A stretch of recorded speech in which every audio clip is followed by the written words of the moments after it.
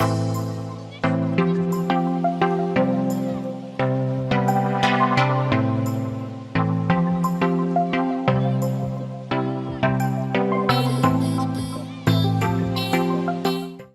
Everyone, welcome to Advait education. मेरा नाम है अक्षय मिश्रा और आप पढ़ रहे हैं क्लास 12 फिजिक्स की सीरीज। तो प्रीवियस वीडियो में हमने क्या किया, अपने 6 चैप्टर्स कंप्लीट किए 12th की सीरीज के इलेक्ट्रोमैग्नेटिक इंडक्शन तक। अब इस वीडियो में हम अपना क्या चालू करेंगे, अल्टरनेटिंग करंट 7 चैप्टर अपना शुरू करेंगे। इस वीडियो में हम देखेंगे इंट्रोडक्शन के बारे में कि क्या होता है अल्टरनेटिंग करंट, और उसके बाद हम उसके थोड़ा सा मीन वैल्यू के बारे में बात करेंगे। मीन एवरेज वैल्यू क्या होती है, रूट मीन स्क्वायर वैल्यू क्या होती है, ये सब दोनों चीजों का क्या देखेंगे, डेरिवेशन देखेंगे, और फिर 2-3 न्यूमेरिकल्स बनाएंगे इसी टॉपिक से रिलेटेड। एक बार हम अपना ये वाला कौन सा पार्ट है, हमारा पार्ट 1 है। एक बार हम अपना टेबल ऑफ कंटेंट देखें कि हमने क्या क्या चैप्टर्स प्रीवियसली कर लिए हैं। तो हमने अपना फर्स्ट टोटल 6 चैप्टर कंप्लीट कर लिए, current, electricity, moving charges and magnetism and matter. And last chapter हमारा क्या था, इलेक्ट्रोमैग्नेटिक इंडक्शन के बारे में था। तो जितने भी लोग नहीं पढ़े हैं वो जाके क्या कर सकते हैं, पढ़ सकते हैं, क्योंकि एकदम स्टार्टिंग से आप पढ़ते हो आएंगे तो आपका कंसेप्ट क्या रहेगा, एकदम स्ट्रॉन्ग रहेगा पूरे 12th की सीरीज का। ये तो पूरे 6 चैप्टर क्या है, एकदम कनेक्टेड है। आप स्टार्टिंग से एक एक पढ़ते हो आएंगे तो आपको क्या होगा, एकदम अच्छे से आगे की सारी चीजें समझने आती रहेगी। जैसे इलेक्ट्रोमैग्नेटिक इंडक्शन को देखें तो वो 4th और 5th से बहुत ज्यादा डिपेंडेंस है। 5th पढ़ेंगे आप, यदि आप 4th पढ़े हुए हैं तो 5th चैप्टर आपको क्या होगा, और अच्छे से समझ में आएगा। अब इस वीडियो में हम अपना कौन सा चैप्टर शुरू करेंगे, चैप्टर 7 अल्टरनेटिंग करंट के बारे में। जितने भी लोग 11 में एक चैप्टर रहता है जिसको हम बोलते हैं ऑसिलेशंस करके। ऑसिलेशंस जितने भी लोग पढ़े होंगे उनके लिए क्या होगा, अल्टरनेटिंग करंट को समझना थोड़ा आसान होगा, क्योंकि एक प्रकार का क्या रहता है, एक प्रकार का सिनुसॉइडल फंक्शन ही रहता है। वहां पे हम एसएचएम के बारे में पढ़ते हैं, ऑसिलेशंस के बारे में पढ़ते हैं, और किसके बारे में पढ़ते हैं, पीरियोडिक फंक्शन के बारे में मेन वहां पे पढ़ते हैं। तो जितने भी अल्टरनेटिंग करंट रहते हैं वो क्या रहते हैं, एक प्रकार के पीरियोडिक फंक्शन ही रहते हैं। हम क्या करेंगे, उसी के बारे में एक प्रकार से यहाँ पे बात करेंगे, सिनुसॉइडल फंक्शंस के बारे में, जो वेव्स रहती है उसी के बारे में हम यहाँ पे देखेंगे। एक प्रकार का वेव जैसा ही पैटर्न यहाँ पे फॉलो होता है करंट का, हम देखें तो अल्टरनेटिंग करंट का। तो जो भी लोग ऑसिलेशंस पढ़े 11 में उनके लिए बहुत आसान होगा ये चीज। और जितने भी लोग चाहते हैं देखना, तो अभी 11 की सीरीज में ऑसिलेशन चल भी रहा है, आप जाके उसको भी एक बार देख सकते हैं। फिर भी यदि किसी का यहीं से पढ़ने का मन है तो भी कोई टेंशन नहीं, क्योंकि मैं सारी चीजें आपको कनेक्ट करके तो समझाऊंगा ही। ठीक है, तो अल्टरनेटिंग करंट शुरू करते हैं। एक बार हम इसका देखते हैं कि कौन कौन सा इसमें मेजर टॉपिक रहेगा। फर्स्ट वाला मेजर टॉपिक कौन सा रहेगा, इंट्रोडक्शन टू अल्टरनेटिंग करंट, जहां पे हम मीन एवरेज वैल्यू या हम आरएमएस वैल्यू, दो वैल्यूज के बारे में बात करेंगे और उसका डेरिवेशन देखेंगे कि कैसा होता है, और उससे रिलेटेड क्या करेंगे, न्यूमेरिकल्स बनाएंगे इंट्रोडक्शन के साथ। सेकंड मेजर टॉपिक क्या होता है, एसी सर्किट्स के बारे में देखेंगे, फेज डायग्राम के बारे में कि क्या होता है फेज, कोई वेव पहले चालू हो जा रही है, कोई बाद में चालू हो रही है, यही क्या बताता है, फेज बताता है। और थर्ड मेजर टॉपिक क्या रहेगा, एसी डिवाइसेस के बारे में बात करेंगे हम, चोक कॉइल और ट्रांसफार्मर के। तो हम आज के वीडियो में अपना क्या देखेंगे, पहला वाला पार्ट पूरा इंट्रोडक्शन, मीन वैल्यू क्या होती है, क्या उसका मतलब है, क्यों उसको हम यूज करते हैं, और आरएमएस वैल्यू क्या होती है, ये चीजों के बारे में देखेंगे। ठीक है, तो शुरू करते हैं इंट्रोडक्शन से। We have so far considered direct currents। अभी तक हमने जितना भी पढ़ा है, जितने भी चैप्टर देखे, वहां पे हम अल्टरनेटिंग करंट का उतना ज्यादा यूज नहीं देखे। एकदम लास्ट जो टॉपिक था हमारा इलेक्ट्रोमैग्नेटिक इंडक्शन का, जो एकदम लास्ट टॉपिक था एसी जनरेटर के बारे में, वहां पे हमने देखा कि अल्टरनेटिंग करंट प्रोड्यूस कैसे होता है एसी जनरेटर में। अब जो वो करंट है उसके बारे में पूरा हम किस में बात करेंगे, इस चैप्टर में बात करेंगे कि वो करंट क्या होता है, कैसे उसकी हम वैल्यूज फाइंड आउट करते हैं, ये सब चीजों के बारे में। इंस्टेंटेनियस वैल्यू की इक्वेशन क्या होती है, करंट की, ईएमएफ की, ये सब। तो अभी तक हमने जितना भी देखा वो सब क्या थी, डीसी सोर्स के बारे में हमने देखा। एक प्रकार से बैटरी, ऐसे ही हम बैटरी का सिंबल बनाते थे, ईएमएफ बोले या इसका वोल्टेज बोले, सेम यही चीज के बारे में देखा। And circuit with DC sources, अभी तक हमने पूरे जो सर्किट देखे सब डीसी सोर्सेज के बारे में देखे। मतलब उसमें करंट ज्यादा वेरी नहीं करता था टाइम के साथ, एक पीरियोडिक फंक्शन नहीं होता था। यहां पे हम देखेंगे कि करंट क्या होगा, टाइम के साथ तो वेरी करेगा ही अपनी वैल्यूज, साथ ही साथ टाइम के साथ क्या करेगा, वो अपना मैग्नीट्यूड भी चेंज करेगा, पॉजिटिव नेगेटिव होते रहेगा वो, मतलब अपनी पोलैरिटी चेंज करते रहेगा। These currents do not change direction with time। ये जो करंट्स होते हैं वो क्या करते हैं, अपना डायरेक्शन टाइम के साथ चेंज नहीं करते। यदि हम देखें कि डीसी करंट कैसा होता है, तो नॉर्मल डीसी करंट क्या होगा, एक प्रकार का स्टडी करंट होगा। यदि हम उसकी वैल्यू देखें टाइम के रिस्पेक्ट में, तो डीसी करंट क्या रहता है, ऐसा स्ट्रेट रहता है। मतलब सही डेफिनेशन देखें तो वो अपनी पोलैरिटी चेंज नहीं कर सकता। मतलब डीसी करंट कैसा हो सकता है, ऐसा भी हो सकता है पूरा पॉजिटिव। यहां पे वो क्या कर रहा है, उसकी वैल्यू वेरी कर रही है मगर उसकी पोलैरिटी चेंज नहीं हो रही है, वो पूरा ऊपर की तरफ आ रहा है, एक प्रकार से पॉजिटिव आ रहा है। नीचे वाला हिस्सा क्या रहेगा, नेगेटिव रहेगा। एक प्रकार से ऑसिलेशंस में हम इसको नीचे वाली मीन पोजीशन ही बोलते हैं। ये वाली जो पोजीशन है इसको हम मीन पोजीशन बोलते हैं, या उसका जहां से वो शुरू करेगा। तो ये क्या होता है, ऐसा डीसी करंट होता है। तो ये कुछ डीसी करंट अपना मैग्नीट्यूड चेंज करता है, मगर वो अपनी पोलैरिटी कभी चेंज नहीं कर सकता। ऑल्टरनेट करंट क्या करेगा, पोलैरिटी भी अपनी चेंज करेगा, पॉजिटिव नेगेटिव होते रहेगा।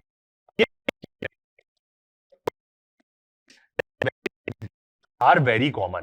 मगर ऐसे वोल्टेज देखे जो टाइम के साथ वेरी होते हैं, पोलैरिटी चेंज करते हैं, करंट देखे जो टाइम के साथ वेरी होते हैं, बहुत कॉमन है।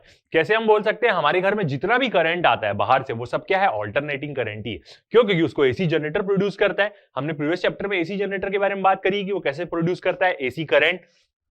तो बहुत ही कॉमन है, जितना भी हमारे घर में करंट आता है, बल्ब जो जलता है, पंखा जो चलता है आपके यहाँ, सब चीज क्या होता है, ऑल्टरनेटिंग करंट आता है। और जितनी भी डिवाइसेस होती है, कंप्यूटर, ये सब में भी यही करंट जाता है, ऑल्टरनेटिंग करंट। मगर उन लोग चेंज कर लेते हैं डीसी में। चार्ज भी जितनी भी हम चीजों को करते हैं एसी से ही चार्ज करते हैं, बट वो चीजें कन्वर्ट कर लेते हैं। तो ओरिजिनल सोर्स क्या है करंट का, ओरिजिनल सोर्स क्या है, एसी करंट है। जितने भी पावर प्लांट्स है, न्यूक्लियर हो गए, स्टीम हो गए, हाइड्रो इलेक्ट्रिक पावर प्लांट्स हो गए, सब एसी करंट प्रोड्यूस करते हैं और उसका ट्रांसमिशन करते हैं। उसका फायदा क्या है वो चीज भी हम देखेंगे कि हम डीसी क्यों नहीं ट्रांसमिट करते। The electric main supply in our homes and office is a voltage that varies like a sine function with time. हमारे घर में जो भी वोल्टेज आता है, हमारे घर में क्या सप्लाई आती है, 220 वोल्ट की सप्लाई आती है। नॉर्मल घरों में आप देखेंगे तो वो कैसा वोल्टेज है, एक ऑल्टरनेटिंग वोल्टेज है, जो क्या करता है, टाइम के साथ वेरी करता है। एक साइन फंक्शन होता है। साइन फंक्शन मतलब क्या बोल सकते हैं हम, साइन कर्व होता है। कैसा साइन कर्व होता है, जो क्या करेगा, ऐसे ऐसे करके वेरी करेगा, ये साइन कर्व। कॉस कर्व कैसा होता है, ये सब दोनों सिनुसॉइडल फंक्शन होते हैं। साइन कर्व क्या होता है, अपनी वैल्यू 0 से शुरू करता है। कॉस कर्व क्या करेगा, अपनी कुछ वैल्यू से शुरू करता है। ऐसा एक प्रकार से दोनों का कर्व सेम रहता है, बस शुरुआत कौन कहां से कर रहा है, एक 0 से शुरू कर रहा है और एक अपनी कुछ वैल्यूज से शुरू कर रहा है यहां से। तो यही क्या होता है, दोनों सिनुसॉइडल फंक्शन होते हैं। और दोनों को हम क्या बोलते हैं, पीरियोडिक फंक्शन भी बोलते हैं। पीरियोडिक फंक्शन का मतलब यह है कि ऐसा जो भी ऑसिलेशन, अब जिसका क्या हो, टाइम पीरियड सेम हो। जैसे हम एक एग्जांपल ले सकते हैं, जो अर्थ है वो सन के अराउंड रिवॉल्व करता है हर एक साल में। हर एक साल में वो अपना रिवॉल्यूशन क्या करता है, कंप्लीट करता है। ऐसा कभी आपने देखा है कि आप इस वाले साल में अर्थ ज्यादा टाइम लगाएगा, ऐसा कभी नहीं होता। अर्थ हर बार अपना रिवॉल्यूशन कंप्लीट करने के लिए क्या करता है, एक साल ही लेता है। एक साल में ही वो रिवॉल्व करता है। तो इसको हम क्या बोलेंगे, एक प्रकार का पीरियोडिक मोशन बोलेंगे। इसका मतलब उसका टाइम पीरियड सेम है अपने ऑसिलेशन का। तो ये जितने भी साइन फंक्शन होते हैं, ये सब क्या होते हैं, पीरियोडिक होते हैं। मतलब जो वो अपना एक जो वेव बना रहा है, जिस टाइम पीरियड में ये एक वेव बनी और इसका टाइम पीरियड क्या हो गया, टी हो गया। और इसको डिटेल में बात करेंगे तो वो अगली भी जो वेव बनाएगा वो भी सेम टाइम पीरियड में ही बनाएगा।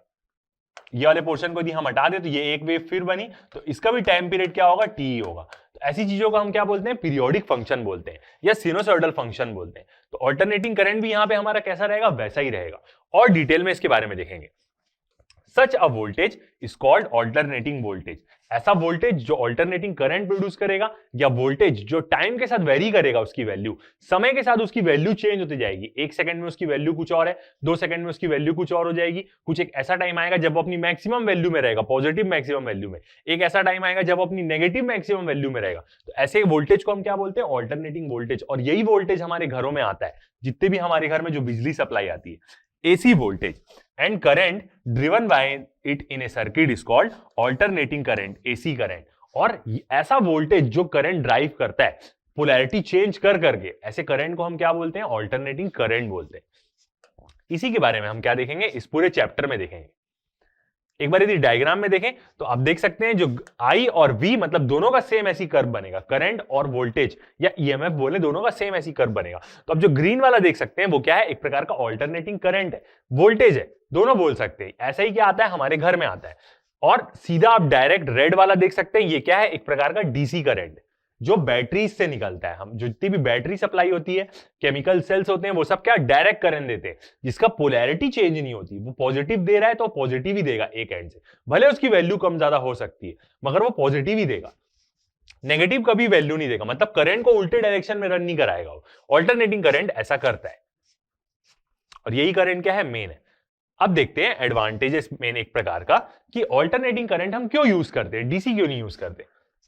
Most of the electric power generated and used in the world is in the form of alternating current। हमारे यहाँ क्या, पूरे वर्ल्ड में जो करंट सप्लाई होता है वो सब क्या है, ऑल्टरनेटिंग करंट ही है।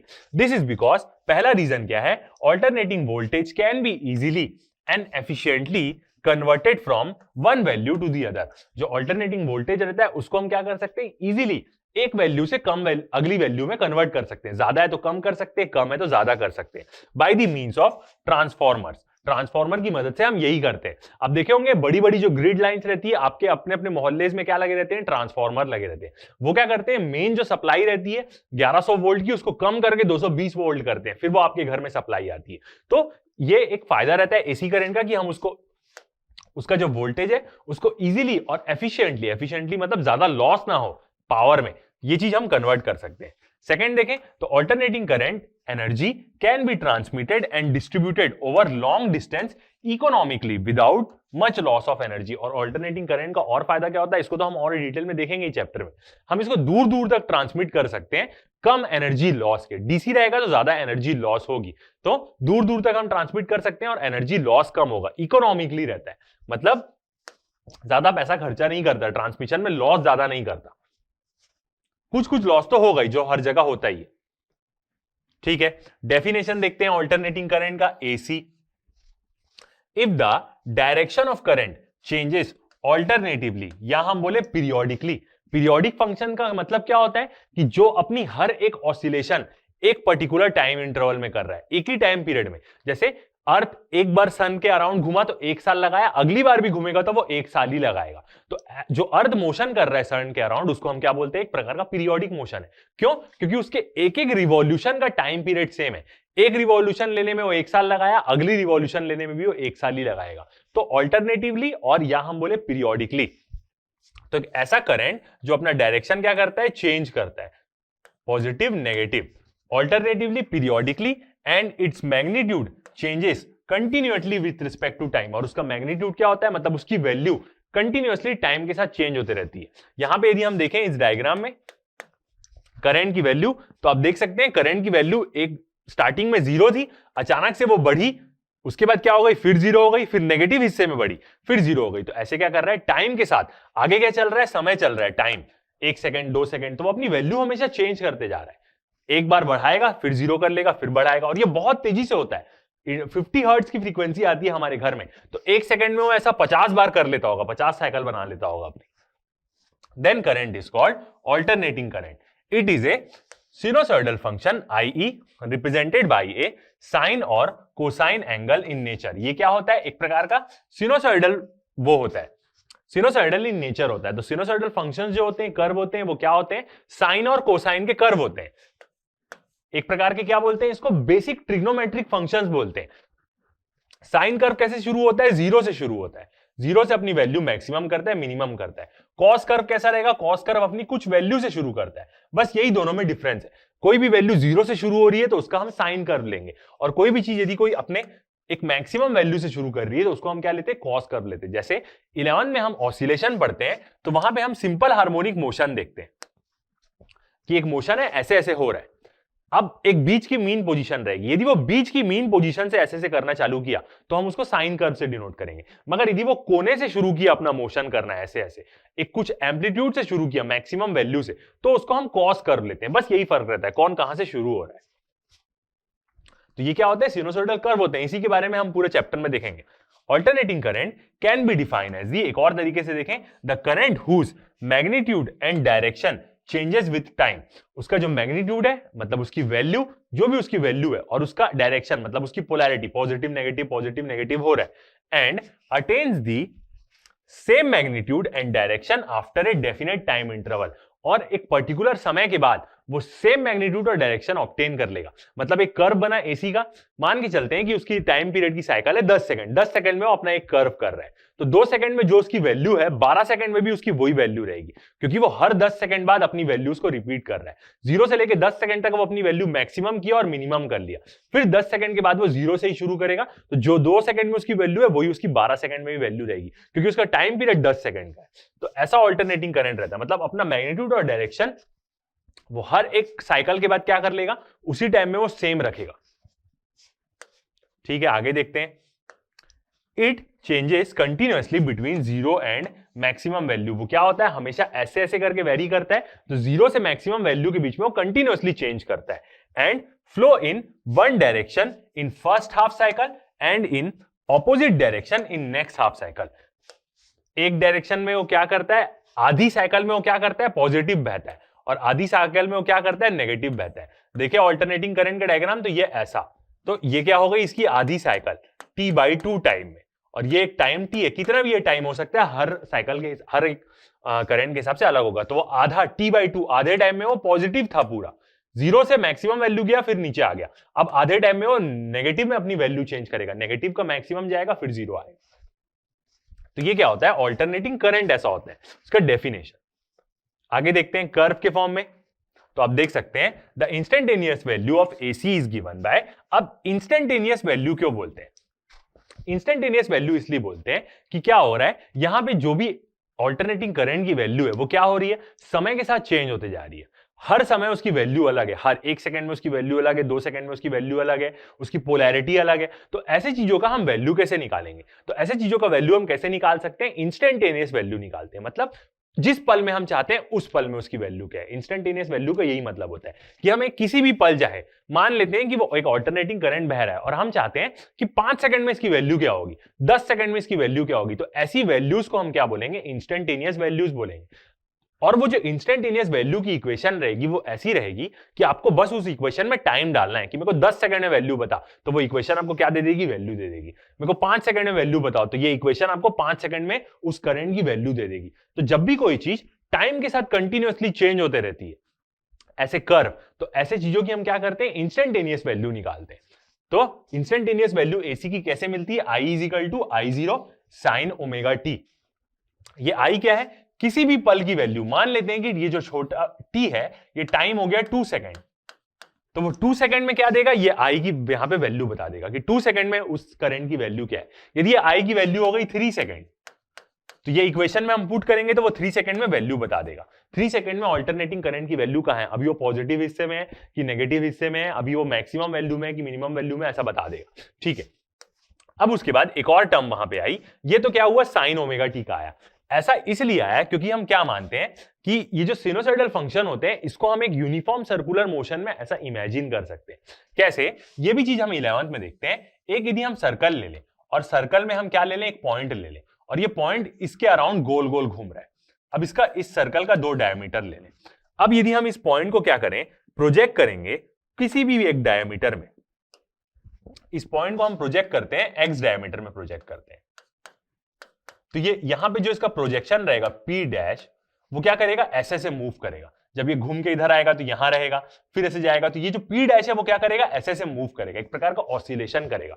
तो ऐसे ही हम क्या करते हैं, इसका अलग अलग एंगल लेते हैं। ये एंगल हो गया थीटा, और थीटा को हम लिख देते हैं, थीटा को हम कैसे लिख सकते हैं, जैसे हम लिखते हैं speed = distance upon time.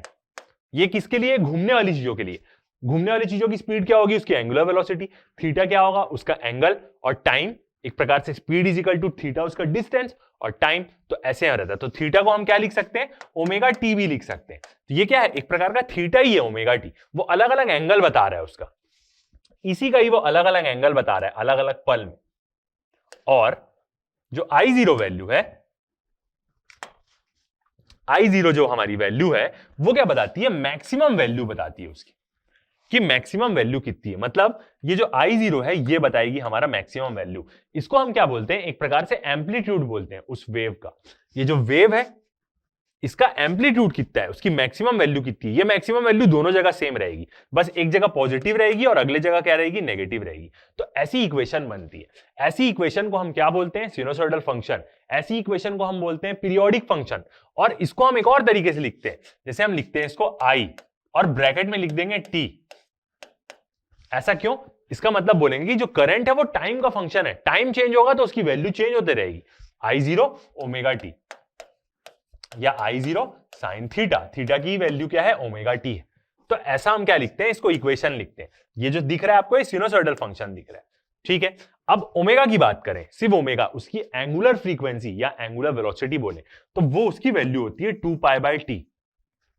2π/t क्यों रहती है इसकी वैल्यू, क्योंकि जो भी एक एसी कर्व है, यहां पे एक साइकिल हम देखें तो यहां से शुरू हुई, मैक्सिमम वैल्यू गया, फिर 0 आ गया, फिर मिनिमम नेगेटिव में मैक्सिमम वैल्यू के 0 आ गया। तो ये जो पॉइंट है, ये पॉइंट क्या है, उसकी एक साइकिल है, और ये एक साइकिल कंप्लीट करने में वो क्या लेगा, t टाइम लेगा। एक साइकिल ये कंप्लीट करने में वो कितना टाइम लेगा, टी टाइम लेगा। जो अगली साइकिल दिख रही है वो उसकी आधी साइकिल है, इसको आधा साइकिल और कंप्लीट करने के लिए t/2 टाइम लेगा। तो जो भी एक सिनुसॉइडल कर्व होता है या एक पीरियोडिक फंक्शन बोले, बेसिक पीरियोडिक फंक्शन इनको हम बोलते हैं, ट्रिग्नोमेट्रिक फंक्शंस बोलते हैं, ये हर बार 2 पाई बाद अपनी वैल्यू रिपीट करता है। यहां से 0 ऐसा हुआ 180 डिग्री हो गया, यहां पे पाई हो गया, और यहां पे क्या होगा, इसकी वैल्यू 2 पाई होगी। 2 पाई हुई, अब 2 पाई बाद वो अपनी वैल्यू फिर रिपीट करेगा। तो जितने भी साइन फंक्शंस होते हैं वो हमेशा 2 पाई बाद अपनी वैल्यू रिपीट करते हैं, तो इनका टाइम पीरियड हम क्या बोलते हैं, 2 पाई। तो इसलिए ओमेगा का हम लिखते हैं 2 पाई/t। और एंगुलर फ्रीक्वेंसी और फ्रीक्वेंसी के बीच का ये रिलेशन रहता है कि फ्रीक्वेंसी में हम 2 पाई मल्टीप्लाई कर देते हैं। फ्रीक्वेंसी क्या बताएगी कि एक सेकंड में ऐसी साइकिल कितने बार कर रहा है। यदि हमारे घर में जो करंट आता है उसकी सप्लाई रहती है 50 हर्ट्ज, 50 हर्ट्ज मतलब 50 पर सेकंड में वो जो ये एक साइकिल है, एक सेकंड बीता, ये एक साइकिल वो 50 बार बना देगा, ऐसा करंट आता है हमारे घर में। मतलब वो एक सेकंड में 50 बार ये साइकिल बना देगा। एक साइकिल में वो एक बार पॉजिटिव हो रहा है, एक बार नेगेटिव हो रहा है, तो सोचिए कितने बार वो कर लेगा, पॉजिटिव नेगेटिव कितने बार हो जाएगा और उसकी वैल्यू कितने बार चेंज हो जाएगी। एक सेकंड में 50 हर्ट्ज उसकी फ्रीक्वेंसी है। ठीक है, where I is the current at any instant. ये इक्वेशन क्या बताती है, किसी भी पल हम चाह रहे हैं, हमें एक इक्वेशन मिल गई है ऑल्टरनेटिंग करंट की, I0 उसकी मैक्सिमम वैल्यू बताएगी उसके कर्व। ठीक है, हम चाहते हैं कि 10 सेकंड में इसकी वैल्यू जाने, इसमें वैल्यू पुट करेंगे, 10 सेकंड में उस ऑल्टरनेटिंग करंट की वैल्यू क्या होगी वो बता देगा। क्योंकि जब कोई चीज ऐसा वेरी कर रही है, समय के साथ उसका वैल्यू चेंज हो रही है, समय के साथ उसकी पोलैरिटी चेंज हो रही है, तो हमें उसे टाइम के रिस्पेक्ट में देखना पड़ेगा कि इस समय उसकी वैल्यू क्या है, इस समय उसकी वैल्यू क्या है, ऐसे पता लगाना पड़ेगा। तो ये इक्वेशन वही चीज जानने में मदद करती है हमारी।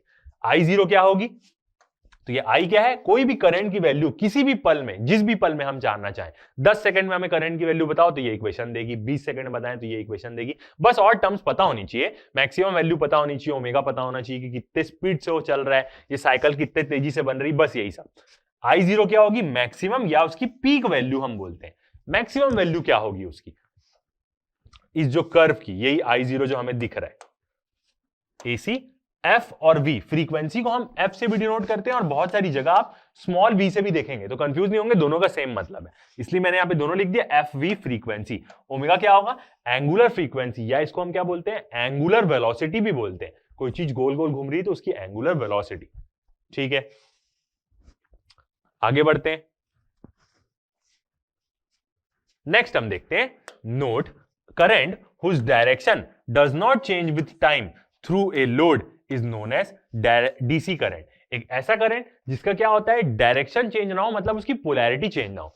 अब डीसी करंट देखें जो बैटरी से हमें मिलता है, वो करंट कैसा रहता है, जैसे हमने एसी की साइकिल देखा, डीसी करंट क्या होगा, ऐसा स्टडी करंट होगा। मतलब मेन डेफिनेशन ये है कि वो अपनी पोलैरिटी चेंज नहीं करेगा।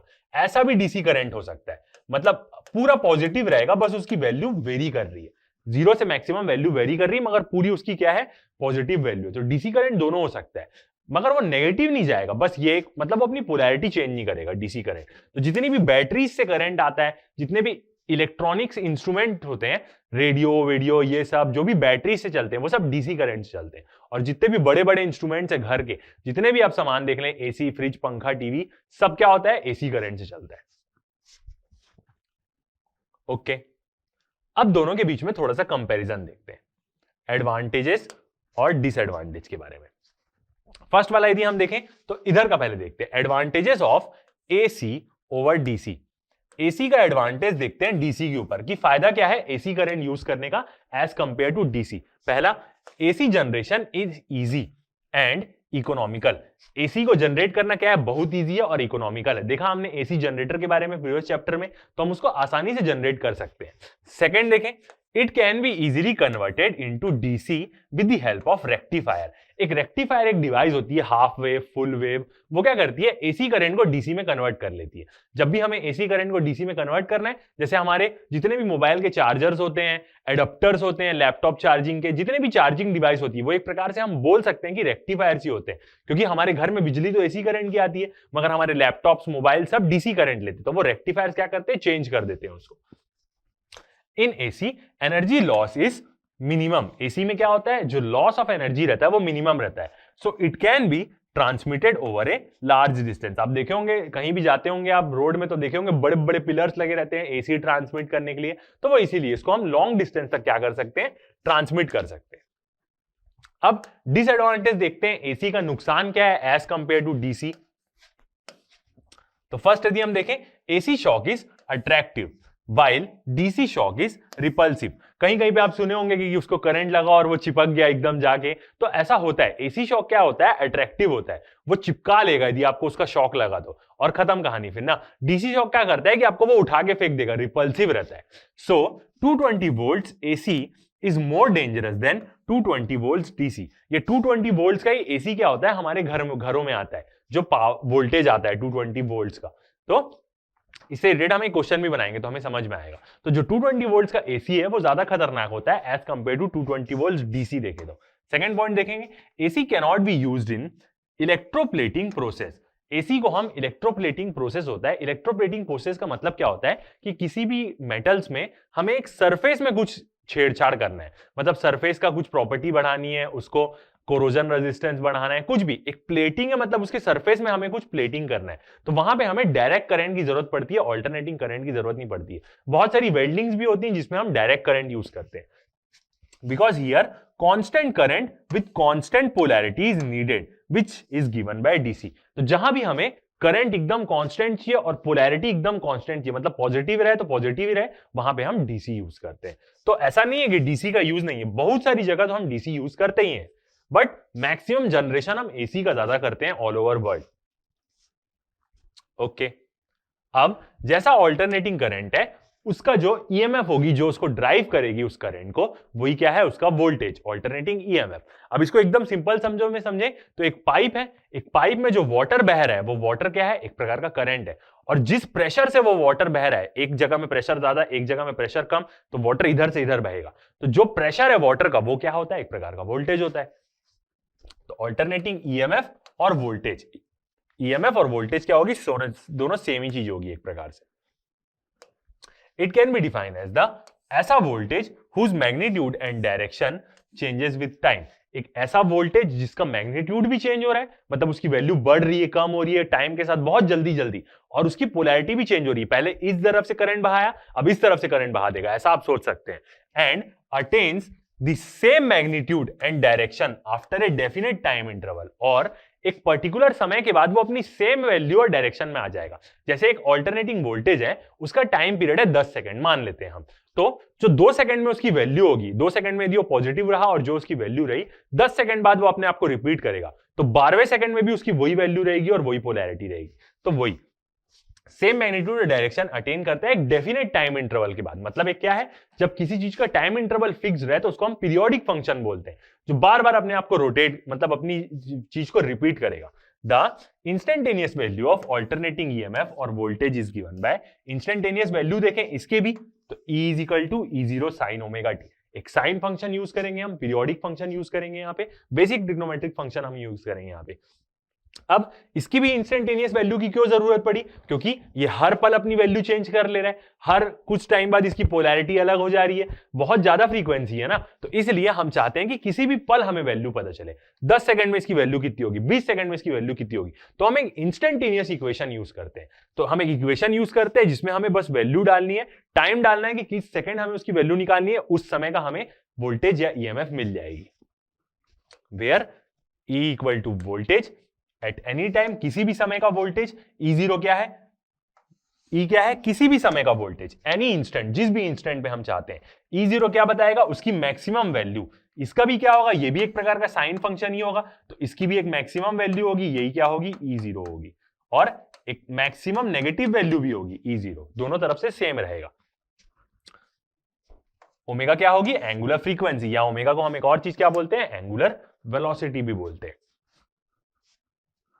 ओके, अब देखें तो जो alternating current, alternating EMF, alternating flux, सब क्या होता है, सिनुसॉइडल फंक्शन होता है, सब ऐसे से वेरी करेगा, उससे जो भी रिलेटेड रहेगा। ऑल्टरनेटिंग करंट, ऑल्टरनेटिंग ईएमएफ, उसका फ्लक्स, जो भी वो फ्लक्स प्रोड्यूस करेगा, मतलब जो भी वो फील्ड लाइंस प्रोड्यूस करेगा, सब सिनुसॉइडल वेव्स होती है, सब वो ऐसे ऐसे ऐसे करके ही चलेगी, जीरो से ही शुरू होगी और साइन की वेव लेंगे, क्योंकि वो जीरो से शुरू होता है, कॉस की वेव नहीं लेते यहां पे।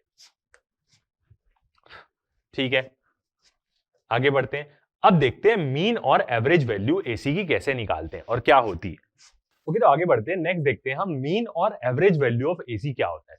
अब इसको हम क्यों यूज करते हैं, जैसे हमें कहीं भी बताना है कि कितना एसी करंट फ्लो हो रहा है, तो कैसे बताएंगे उसकी वैल्यू की कितनी वैल्यू है एसी करंट की जो फ्लो कर रही है। क्यों? क्योंकि हम जानते हैं कि एसी करंट कैसा है, एक प्रकार का वेव टाइप का रहता है ऐसे, और टाइम के साथ उसकी वैल्यू क्या होती रहती है, चेंज होते रहती है। आगे क्या होगा, टाइम, और ऊपर क्या है, उसकी वैल्यू। मतलब हर समय उसकी वैल्यू क्या होगी, अलग अलग होगी हर टाइम के साथ। 2 सेकंड में उसकी वैल्यू अलग, 3 सेकंड में वैल्यू अलग, एक टाइम में मैक्स पॉजिटिव वैल्यू रहेगी, एक टाइम में मैक्स नेगेटिव वैल्यू रहेगी, एक ऐसा भी समय आएगा, और अब कुछ टाइम पीरियड बाद उसकी वैल्यू क्या होगी, चेंज होगी। तो हम कैसे बताएंगे कि कितना एसी करंट फ्लो हो रहा है? तो उसके लिए लोगों ने सोचा कि क्या करते हैं, एवरेज वैल्यू बताते हैं। इसमें जितनी भी वैल्यूज आएगी सबका हम क्या कर लेते हैं, एवरेज कर लेते हैं। नॉर्मली हम एवरेज कैसे करते हैं, जितनी सारी नंबर्स को जोड़ते हैं और जितने नंबर्स हैं उससे डिवाइड कर देते हैं। यहां पे हम एवरेज कैसे करेंगे, टाइम के साथ करेंगे, टाइम से डिवाइड करेंगे।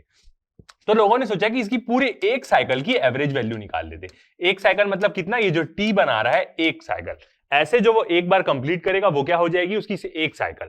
कैसे, मतलब अपन बोल सकते हैं ये क्या हो गई, एक साइकिल हो गई उसकी। तो एक साइकिल की एवरेज वैल्यू ले लेते हैं, मगर एक साइकिल की भी एवरेज वैल्यू लेंगे तो वो भी क्या हो जाएगी, वो जीरो हो जाएगी, क्योंकि जितना पार्ट इसका पॉजिटिव है उतना ही पार्ट क्या है, नेगेटिव है। तो एवरेज वैल्यू यदि एक साइकिल की ले, एसी की एक टाइम पीरियड की, तो उसकी वैल्यू क्या आ जाएगी, जीरो आ जाएगी। तो कैसे ले, तो फिर लोगों ने सोचा कि इसकी ना आधा जो एक्सिस है, मतलब जो आधा पॉजिटिव हाफ है, सिर्फ जो एक हाफ है उसकी हम क्या लेते हैं, एवरेज वैल्यू लेते हैं। तो मीन और एवरेज वैल्यू क्या बताती है, यही बताती है कि उसकी एवरेज वैल्यू कितनी है। और जब भी हम मीन और उसकी एवरेज वैल्यू निकालते हैं तो वो आधे साइकिल के लिए निकालते हैं। मतलब ये आधी साइकिल कितने में आएगी, इसकी t/2 टाइम में आएगी। तो ऐसे हम क्या कर सकते हैं, इसकी मीन और एवरेज वैल्यू बता सकते हैं। अब वो किस लिए, पूरे साइकिल के लिए लेंगे तो वो क्या हो जाएगी, उसकी वैल्यू जीरो हो जाएगी। इसलिए हम t/2, पूरा साइकिल मतलब टी साइकिल, जब वो एक पूरा ऐसे अपना कंप्लीट कर लेगा टी साइकिल, मगर हम t/2 के लिए लेते हैं। अब इसका यदि हम डेफिनेशन देखें तो ये क्या होता है कि यदि उसकी जो एवरेज वैल्यू होगी वो एग्जैक्टली बराबर होगी यदि उतने ही टाइम पीरियड में हमें क्या करें, एक स्टडी करंट भेजें, मतलब हम एक डीसी करंट भेजें। जैसे कोई जगह हमें दो जगह कंपेयर करना है कि वहां पे क्या हो गया, एक जगह डीसी करंट जा रहा है, उसकी कुछ वैल्यू है, तो हम कैसे देखेंगे कि हमें उतने ही वैल्यू का वहां पे एसी करंट भेजना है, ये हम कैसे कर सकते हैं। तो हम उतने ही वैल्यू की क्या लेंगे, एसी करंट की एवरेज वैल्यू ले लेंगे और उसको हम क्या करेंगे, वहां पे सेंड करेंगे। किसके लिए रहती है, आधे साइकिल के लिए रहती है, क्योंकि पूरे साइकिल के लिए लेंगे तो उसकी वैल्यू क्या हो जाएगी, ओवरऑल जीरो हो जाएगी। तो यह है average value AC. Half cycle t/2 के लिए लेते हैं तो आधी साइकिल इसकी पॉजिटिव भी रहती है, आधी साइकिल इसकी नेगेटिव भी रहती है, तो दोनों की वैल्यू सेम आएगी आधे आधे साइकिल की, एक पॉजिटिव वैल्यू रहेगी, एक नेगेटिव वैल्यू रहेगी। तो ऐसे हम क्या बता सकते हैं कि कितना एसी करंट जा रहा है, दो वैल्यूज की मदद से बता सकते हैं, एक मीन और एक एवरेज वैल्यू होती है, दूसरी आरएमएस वैल्यू होती है, जो जस्ट हम लोग इसके बाद पढ़ेंगे। तो आपको समझ में आया मीन और एवरेज वैल्यू एसी की क्या है, कि एक वैल्यू, जिस वैल्यू का यदि हमें करंट भेजना है, कहीं पे डायरेक्ट करंट जा रहा है कि कोई वैल्यू का, और उसी वैल्यू का हमें एसी भेजना है, तो हम क्या करेंगे, वहां पे मीन और एवरेज वैल्यू का ऐसा एसी भेजेंगे वहां पे। और वो क्या रहेगी, वो एवरेज वैल्यू ओरिजिनली उसकी आधी साइकिल की एवरेज वैल्यू रहेगी, t/2 साइकिल की एवरेज वैल्यू। ठीक है, अब देखते हैं डेफिनेशन से, तो भी नहीं समझ में आएगा तो उसके बाद जब हम डिराइव करेंगे तो भी आपको और अच्छे समझ में आ जाएगा। तो मीन और एवरेज वैल्यू ऑफ एसी देखते हैं। It is defined as the value of alternating current, एक ऑल्टरनेटिंग करंट की ऐसी value which would send same amount of charge, एक ऐसी ऑल्टरनेटिंग करंट की वैल्यू जो क्या करेगी, same amount of charge send करेगी थ्रू ए सर्किट, किसी सर्किट के थ्रू, इन हाफ साइकिल, आधे टाइम के लिए। एक साइकिल पूरी उसकी ऐसी होती है, टी की होती है, तो हाफ साइकिल क्या होगी, t/2 की होगी, t/2 that is sent by A study current in same time. मतलब जैसे एक कहीं पे डीसी करंट की कोई वैल्यू जा रही है, मान लेते हैं उसकी वैल्यू क्या है, 6 एम्पियर का कुछ उसमें करंट जा रहा है, फॉर एक एग्जांपल ले लेते हैं। अब यदि हमें उतना ही वहां पे एसी भेजना है तो हम क्या देंगे, एसी की एवरेज वैल्यू लेंगे 6 एम्पियर की, तो उसको हम सेंड करेंगे तो वो सेम एक प्रकार से डीसी करंट जितनी वैल्यू का ही होगा वहां पे एसी जो करंट हम भेजेंगे। इट इज डिनोटेड बाय, इसको हम कैसे डिनोटेड करते हैं, मीन वैल्यू भी बोलते हैं तो आई एम, और एवरेज वैल्यू भी बोलते हैं तो आई सबस्क्रिप्ट में ए बी। ठीक है, आगे देखते हैं। अब जैसे हम बात करें डीसी की, तो when we have a DC circuit the current of the circuit is constant. यदि हम डीसी करंट की बात करें, जितने भी बैटरीज का करंट होता है वो क्या रहता है, कांस्टेंट रहता है, तो उसकी वैल्यू हम क्या करते हैं, आसानी से बता सकते हैं कि कितनी वैल्यू ऑफ करंट जा रही है वहां पे, is constant, hence there is no problem in specifying the magnitude of the current. तो डीसी करंट के केस में कोई प्रॉब्लम नहीं होती कि कितना करंट जा रहा है, हम बता देंगे ऑलरेडी कि 3 एम्पियर जा रहा है, 4 एम्पियर जा रहा है, क्योंकि करंट की वैल्यू क्या रहेगी, लगभग बहुत सारे केस में स्टडी रहेगी, टाइम के साथ उसकी वैल्यू चेंज नहीं होगी। बट यहां पे हम क्या लेते हैं, ऑल्टरनेटिंग करंट क्या होता है, उसकी इक्वेशन ही होती है। यहां पे हम इक्वेशन क्या लिखते हैं, इंस्टेंटेनियस करंट की I is equal to I0 sine omega T. तो ये जो करंट की इक्वेशन है ये किसी भी पल का करंट बता रही, क्योंकि उसके हर टाइम में उसकी वैल्यू चेंज हो जाएगी।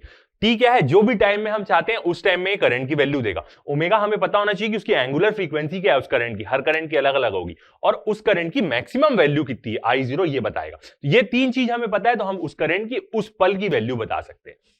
मगर डीसी करंट की तो वैल्यू हम ऐसे ही बता सकते हैं, हर टाइम में उसकी वैल्यू सेम रहेगी। तो अल्टरनेटिंग करंट के लिए हम कैसा करें, तो इसलिए अल्टरनेटिंग करंट के लिए हमने दो अलग अलग तरीका लाया। एक क्या है कि उसकी मीन वैल्यू और एवरेज वैल्यू।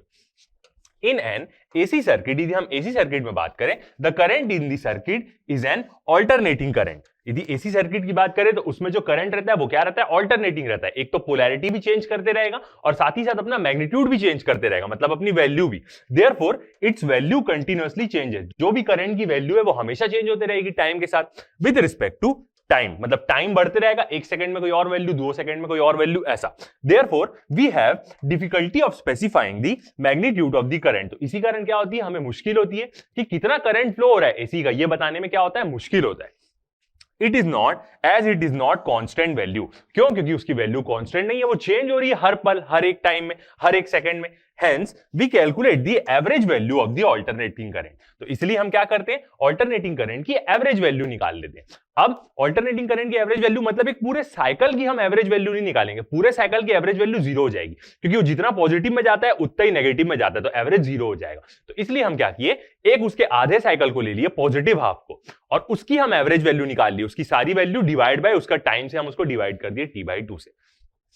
तो ये होती है मीन और average value of AC. Definition के फॉर्म में बात करें तो ये वो वैल्यू होगी एसी की कि उतने ही वैल्यू का स्टडी करंट यदि हमें किसी सर्किट में भेजना है तो वो उसके बराबर होगी। मतलब जैसे कहीं पे स्टडी करंट जा रहा है 2 एम्पियर का और हम चाहते हैं कि वहां पे 2 एम्पियर का ही हम अल्टरनेटिंग करंट भेजे, तो हम क्या करेंगे, 2 एम्पियर का क्या उसकी एवरेज और मीन वैल्यू एसी का भेजेंगे हम वहां पे। कैसे होता है अब देखते हैं हम डेरिवेशन से कि इसको हम डिराइव कैसे करेंगे।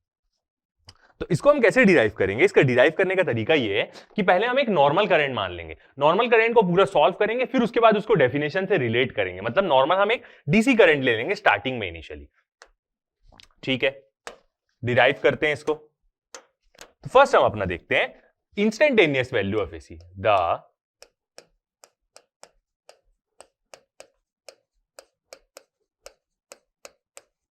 The instantaneous value of alternating current. Instantaneous value मतलब किसी भी पल की वैल्यू उसकी क्या होती है, इसकी equation I is equal to I0 sine omega T. मतलब किसी भी पल में हमें एसी की वैल्यू जाननी है, हम इसमें कभी भी हमें अल्टरनेटिंग करंट की वैल्यू जाननी है तो हम कोई भी टाइम पीरियड में बोलेंगे कि 2 सेकंड में उसकी वैल्यू क्या है, 4 सेकंड में वैल्यू क्या है। बस क्या क्या चीजें पता होनी चाहिए, हमें उसका टाइम, किस सेकंड में हमें वैल्यू जानना है, उस करंट की एंगुलर फ्रीक्वेंसी पता होनी चाहिए और उस करंट की मैक्सिमम वैल्यू कहां तक जाता है, उसका एम्पलीट्यूड, बस ये पता होना चाहिए। ये 3 चीजें पता रही तो हम क्या कर लेंगे, निकाल लेंगे, ठीक है। आगे बढ़ते हैं। The AC current changes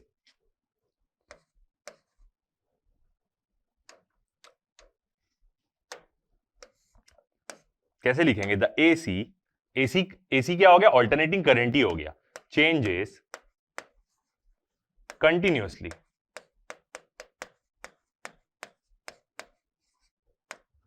AC current क्या होता है, कंटिन्यूअसली चेंज होते रहता है, किसके साथ, विद टाइम के साथ, चेंजेस कंटिन्यूअसली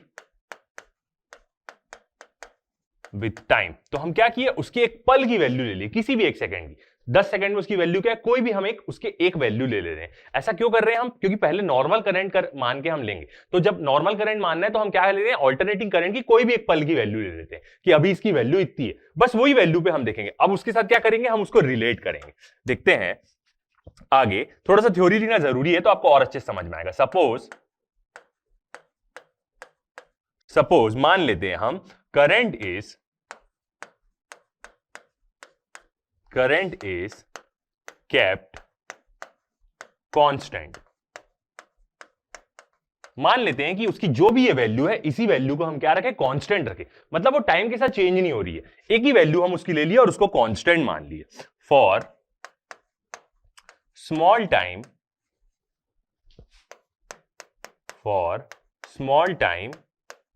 dt, किसी भी एक छोटे पल के लिए लेते, बहुत छोटा टाइम होगा, 1 सेकंड के लिए मान लेते, कोई भी एक स्मॉल टाइम के लिए हम क्या कर रहे हैं, एक प्रकार से मैथमेटिकल उसको देख रहे हैं, स्मॉल टाइम dt, ठीक है। आगे देखते हैं, द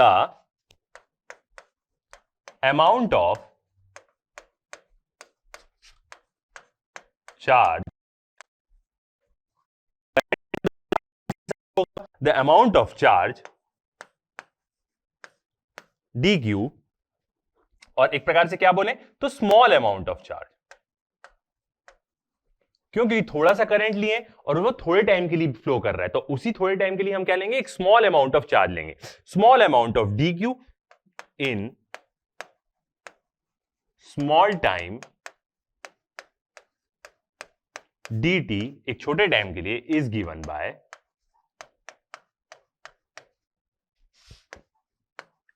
हम क्या ले रहे हैं, इनिशियली हम क्या कर रहे हैं, एक कोई भी करंट की वैल्यू ले रहे हैं और उस करंट की वैल्यू को क्या करेंगे, पूरा कंडीशन से डिराइव करेंगे, फिर उसके बाद हम उसको क्या करेंगे, डेफिनेशन के साथ कंपेयर करेंगे तो हमें मिल जाएगा। तो यदि हम एक क्या कर रहे हैं, हम एक करंट का कोई भी एक वैल्यू ले लिए, वही वैल्यू को फिक्स कर लिए, उस मान लेते हैं कि वो वैल्यू कुछ समय के लिए कांस्टेंट है, कुछ छोटे टाइम dt के लिए। अब उस समय का जो चार्ज होगा dq, छोटे से टाइम में जो चार्ज होगा उसी को अब हम लिखेंगे। तो क्या लिख सकते हैं हम, चार्ज क्या होता है dq, छोटा सा चार्ज एक कुछ छोटे समय के लिए बह रहा है, इक्वल टू, अब हम करंट का फॉर्मूला देखें तो I क्या होता है, Q/T होता है, rate of flow of charge ही क्या होता है, एक प्रकार से करंट होता है। तो हम यहां पे क्या लिख रहे हैं, थोड़े से अमाउंट, थोड़ा सा चार्ज dq, तो इसको हम क्या लिखेंगे, I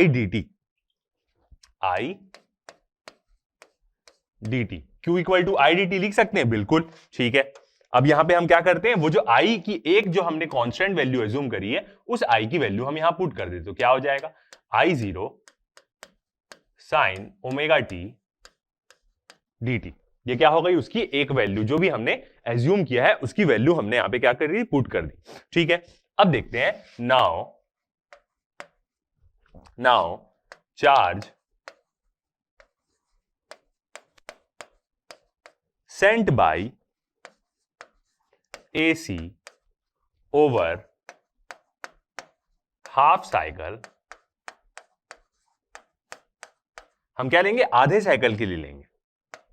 अब यही जो छोटी सी वैल्यू है, इसी को हम क्या कर रहे हैं, आधे साइकिल के लिए लेंगे। तो क्या करेंगे, ये एक कुछ पल का है, कोई भी एक इंस्टेंट का है, तो आधे साइकिल तक के लिए इसको हम क्या कर देंगे, इंटीग्रेट कर देंगे। एक कांस्टेंट वैल्यू ऑफ करंट को आधे साइकिल तक हम इंटीग्रेट कर दे रहे हैं। मतलब हमें ये देखना है, क्या बोला था हमने डेफिनेशन में, क्या देखा कि ये एसी की वो वैल्यू होगी जो बराबर होगी एक डीसी करंट की, और दोनों का टाइम पीरियड सेम होगा। उतने टाइम के लिए हम दोनों को क्या भेज रहे हैं, जितना टाइम एसी गया है उतना ही टाइम डीसी के लिए गया होगा। तो सेम हमें क्या ले रहे हैं, एक प्रकार से मान लेते हैं कि हम एक डीसी की वैल्यू ले रहे हैं यहाँ पे, ठीक है। वो एक करंट की हमने एक इंस्टेंटेनियस इक्वेशन ली है, एक प्रकार से डीसी की वैल्यू ले ली है, और उसको हम क्या कर रहे हैं, आधे टाइम तक के लिए देख रहे हैं कि आधे टाइम में वो डीसी की कितनी वैल्यू जाएगी। तो वही चीज हम यहाँ पे कर रहे हैं, ठीक है।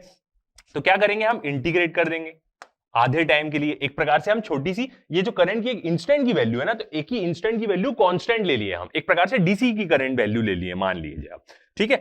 अब इसको आधे टाइम तक के लिए, इस छोटी सी वैल्यू को हमें आधे टाइम तक के लिए देखना है, तो हम इसको क्या करेंगे, 0 से लेकर t/2 तक इंटीग्रेट कर देंगे, तो पूरी वैल्यू मिल जाएगी आधे टाइम के लिए। तो क्या लिख सकते हैं हम, इंटीग्रेशन dq, और ये वाली टर्म को हम क्या कर देंगे, इंटीग्रेट कर देंगे 0 से t/2 तक। विजिबल है, okay. t/2 I0 sin omega t dt, ये आ जाएगी हमारी इक्वेशन, ठीक है। अब यहां से हम क्या लेते हैं, I0 को बाहर ले लेते हैं, और जब ये dq है, यहां पे कुछ भी नहीं है, तो क्या आ जाएगा, सिर्फ q आ जाएगा। तो इसका dq को इंटीग्रेट करेंगे तो क्या आ जाएगा, qs। और qs क्यों लिख रहे हैं, क्योंकि एक प्रकार का स्टडी चार्ज है जो भी जा रहा है, ठीक है। तो qs हम क्यों लिखे हैं, स्टडी चार्ज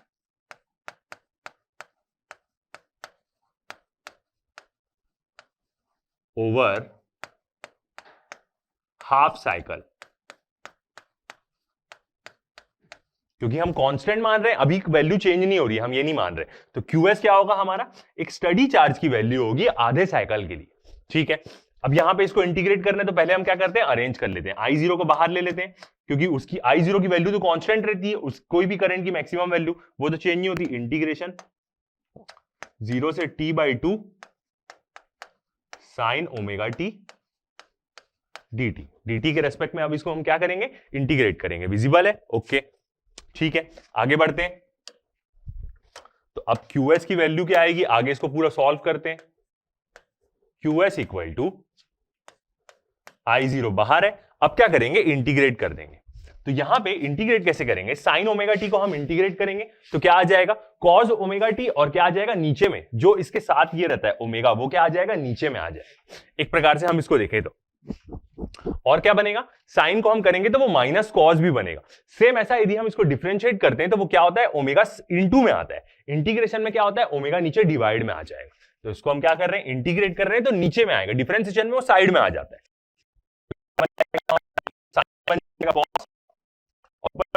माइनस वैल्यू भी होगा क्योंकि जब साइन को इंटीग्रेट करते हैं कॉस बनता है तो वो माइनस कॉस बनता है, और उसके साथ जो एंगल में रहेगा वो उसके नीचे डिवाइड में आ जाएगा। तो ये क्या बन जाएगा, minus cos omega T by omega. Okay, और अब लिमिट कैसे लिखते हैं, इंटीग्रेट करने के बाद 0 से t बाई 2 ब्रैकेट के बाहर लिमिट। ठीक है, आगे बढ़ते हैं, नेक्स्ट स्टेप में देखते हैं। तो अब क्या हो गया है, नीचे में ओमेगा आ गया तो इस ओमेगा को भी बाहर ले लेते हैं, I0 और माइनस साइन पे भी ले लेंगे। ठीक है, माइनस साइन पे भी बाहर ले लेते हैं, माइनस I0 ओमेगा, और ब्रैकेट में बस क्या बचेगा, कॉस ओमेगा टी, और लिमिट 0 से t बाई 2। ठीक है, आगे बढ़ते हैं, नेक्स्ट स्टेप। अब क्या करेंगे, लिमिट यहां पे पुट कर देते, तो माइनस I0 ओमेगा बाहर में रहेगा, और upper limit minus lower limit. और लिमिट किसकी जगह में पुट करेंगे, किसके रेस्पेक्ट में हम इंटीग्रेट किए हैं, dt के रेस्पेक्ट में। तो हम लिमिट कहां पे पुट करेंगे, t वाली जगह में। तो क्या होगा, upper limit minus lower limit, तो कॉस ओमेगा t बाई 2, ये स्मॉल t की वैल्यू डाल दिए, minus upper limit minus lower limit, lower limit में क्या है, 0 है, तो कॉस t 0 हो जाएगा, तो पूरा 0 हो गया, तो कॉस 0 हो जाएगा, ये 0 और डिग्री में बोल देते, ये हो जाएगी वैल्यू। ठीक है, अब यहां पे हम क्या करते हैं, इसमें ओमेगा टी की वैल्यू पुट कर देंगे, देखते हैं तो क्या आएगी equation, minus I0 omega bracket में cos 0 की वैल्यू क्या हो जाएगी, 1 हो गई इसकी वैल्यू, और यहां पे क्या हो जाएगा, cos ओमेगा टी की वैल्यू हम पुट कर देंगे 2 पाई बाय 2। क्यों ओमेगा टी की वैल्यू पुट कर देंगे, क्योंकि एक ऑल्टरनेटिंग साइकिल की टाइम पीरियड क्या होता है, T omega is equal to T 2 pi by T होता है। तो वही हम यहां पे क्या कर रहे हैं, वैल्यू पुट कर दे रहे हैं, माइनस कॉस 0 डिग्री की वैल्यू क्या हो जाएगी, 1। ऐसा हम क्यों पुट किए, क्योंकि जो ओमेगा होता है वो क्या होता है, 2 पाई बाय टी। ऐसा हम क्यों लिखते हैं, क्योंकि वो हर 2 पाई बाद अपनी साइकिल वापस रिपीट करता है। तो यहां से यदि हम ओमेगा और टी की वैल्यू निकालें तो उसकी वैल्यू कितनी आ जाएगी, 2 पाई आ जाएगी, बिल्कुल। तो ये हमने क्या किया, यहां पे उसकी वैल्यू पुट कर दी। ओके, अब यहां से देखेंगे 2 पाई, तो यहां से ये भी दिख रहा है कि ये दोनों तो कैंसल आउट हो ही जाएगा, 2 और 2, और सिर्फ क्या बचेगा, कॉस पाई बचेगा। कॉस पाई की वैल्यू क्या होती है, मतलब कॉस पाई मतलब कॉस 180 डिग्री एंगल्स में देखेंगे तो, और उसकी वैल्यू कितनी हो जाती है, -1। तो वही वैल्यू को हम क्या करेंगे, यहां पे पुट कर देंगे। ठीक है, तो QS इक्वल टू क्या आ जाएगा, नेक्स्ट एक हमारा minus I0 by omega bracket में सिर्फ क्या बचा है यहां पे, कॉस पाई -1, और कॉस पाई मतलब यदि हम इसको डिग्री में देखेंगे तो कितना हो जाएगा, ये 180 डिग्री, मतलब कॉस 180 डिग्री। अब ये रेडियन में, ऊपर में 180 डिग्री लिख देंगे तो वो किस में आ जाएगा, डिग्रीज में आ जाएगा। ठीक है, तो अब क्या आएगी equation, QS equal to minus I0 by omega, cos 180 degree की वैल्यू -1 और -1, ये आ जाएगी। माइनस माइनस क्या हो जाएगा, माइनस माइनस प्लस हो जाएगा, और साइन आएगा माइनस का, तो -2 आएगा यहां से, और वो -2 आगे जाएगा तो ये माइनस, इसका -2 और ये -2 प्लस हो जाएगा। तो क्या आएगा हमारा रिलेशन, QS इक्वल टू 2, क्योंकि माइनस साइन यहां से -2 आया और माइनस माइनस प्लस हो गया, 2I0 बाई ओमेगा। ये क्या आ गई, हमारे QS की एक वैल्यू आ गई। ठीक है, तो ये क्या है, ये वैल्यू किसकी आई, कि हम एक नॉर्मल कांस्टेंट करंट सेंड कर रहे हैं आधी साइकिल के लिए, तो उसकी वैल्यू क्या होगी, ये वैल्यू आ गई। मतलब मान लीजिए एक डीसी करंट हम आधे साइकिल के लिए भेज रहे हैं, तो उसकी वैल्यू आ गई है एसी के टर्म्स में, और एसी की हमने एक ही वैल्यू यूज करी थी। ठीक है, अब देखते हैं अब हम इसको डेफिनेशन से कंपेयर करेंगे। Also charge sent by AC, अब जो अल्टरनेटिंग करंट चार्ज भेजेगा इतने आधे टाइम में, इन कितने टाइम में वो भेजेगा, अपनी पॉजिटिव हाफ साइकिल में भेजेगा। और चार्ज सेंड बाय एसी इन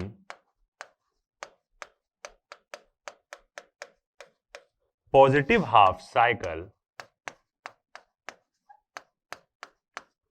क्यों ऐसा बोल रहे हैं हम पॉजिटिव हाफ साइकिल? क्योंकि यही मीन और एवरेज वैल्यू होती है एसी की। पूरे साइकिल की यदि हम एवरेज वैल्यू निकाले तो जीरो हो जाएगी, इसलिए हमने देखा कि आधे साइकिल की एवरेज वैल्यू, मतलब सिर्फ उसके पॉजिटिव हिस्से की आधे एवरेज वैल्यू निकालते हैं तो वो क्या होगी, एक प्रकार से सेम उस डीसी जैसे होगी जितना उसमें हो रहा है। तो हाफ साइकिल के लिए क्या होगा, इसकी इक्वेशन क्या बनेगी, जो चार्ज एसी भेज रहा है तो क्या लिख सकते हैं हम इसको,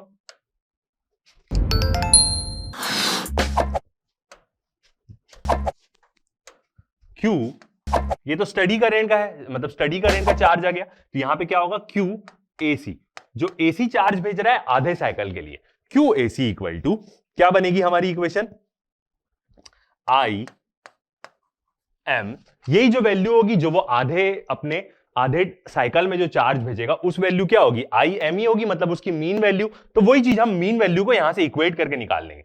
तो मीन वैल्यू और कितने समय के लिए भेज रहा है ये, t/2 टाइम के लिए।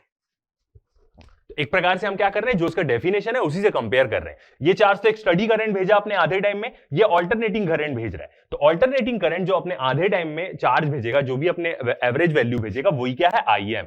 ठीक है, अब इन लोग दोनों को हम क्या कर देंगे, कंपेयर कर लेंगे ये दोनों को। तो यही चार्ज सेम होगा, हमने डेफिनेशन में देखा कि जो एसी करंट अपनी आधी साइकिल में चार्ज भेजेगा वो सेम बराबर होगा अपनी आधी साइकिल में जो डीसी भेजेगा, एक स्टडी करंट भेजेगा। तो ये क्यू एसी इक्वल टू क्या हो जाएगा, क्यू एस हो जाएगा। तो यही दोनों को इक्वेशन को कंपेयर करते हैं। On comparing both equation, दोनों इक्वेशन को कंपेयर करते हैं तो क्या आ जाएगा हमारा, क्यू एस इक्वल टू जो स्टडी करंट चार्ज भेज रहा है और जो एसी भेज रहा है, दोनों अपने आधे आधे साइकिल में ही भेज रहे हैं। दोनों की वैल्यू हमने लिख ली है। तो क्यू एस की वैल्यू क्या आई थी हमारी, 2I0/ओमेगा इक्वल टू क्यू एसी की वैल्यू क्या ली है हम, आई एम इंटू t/2। एक प्रकार से क्या है ये चीज जो हम कर रहे हैं, ये क्या है, according to definition, according to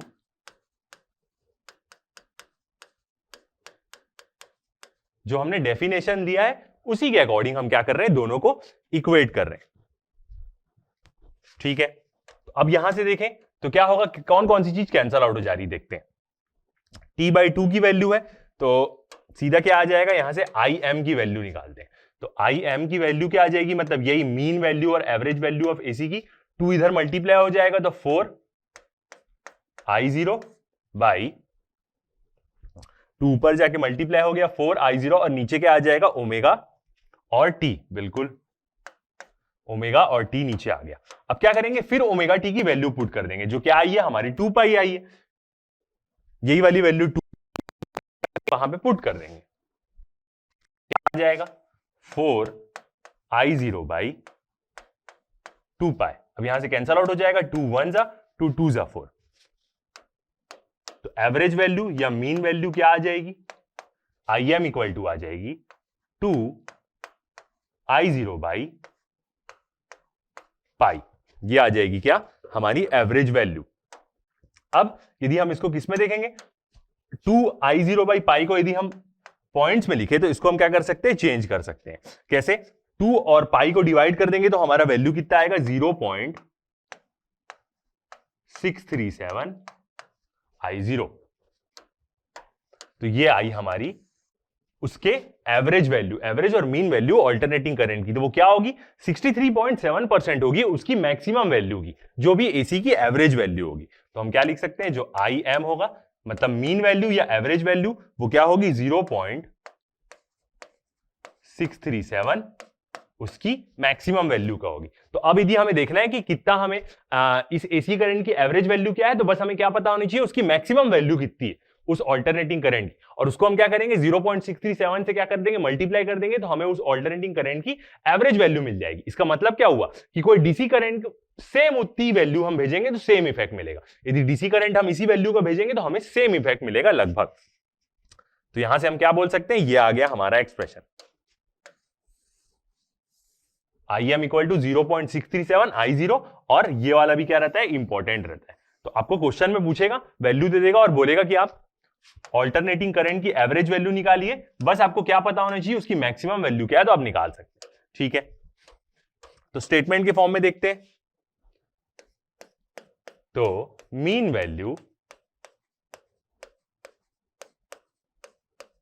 value of alternating current मतलब क्या, IM, mean value of alternating current is 63.7% of the maximum value, या हम उसको बोलें peak value of AC over positive half cycle.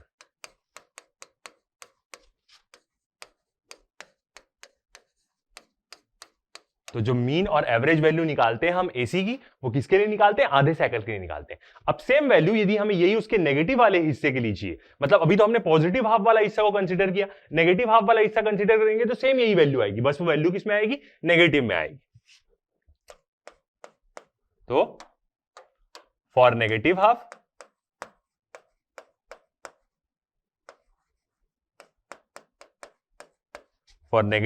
Cycle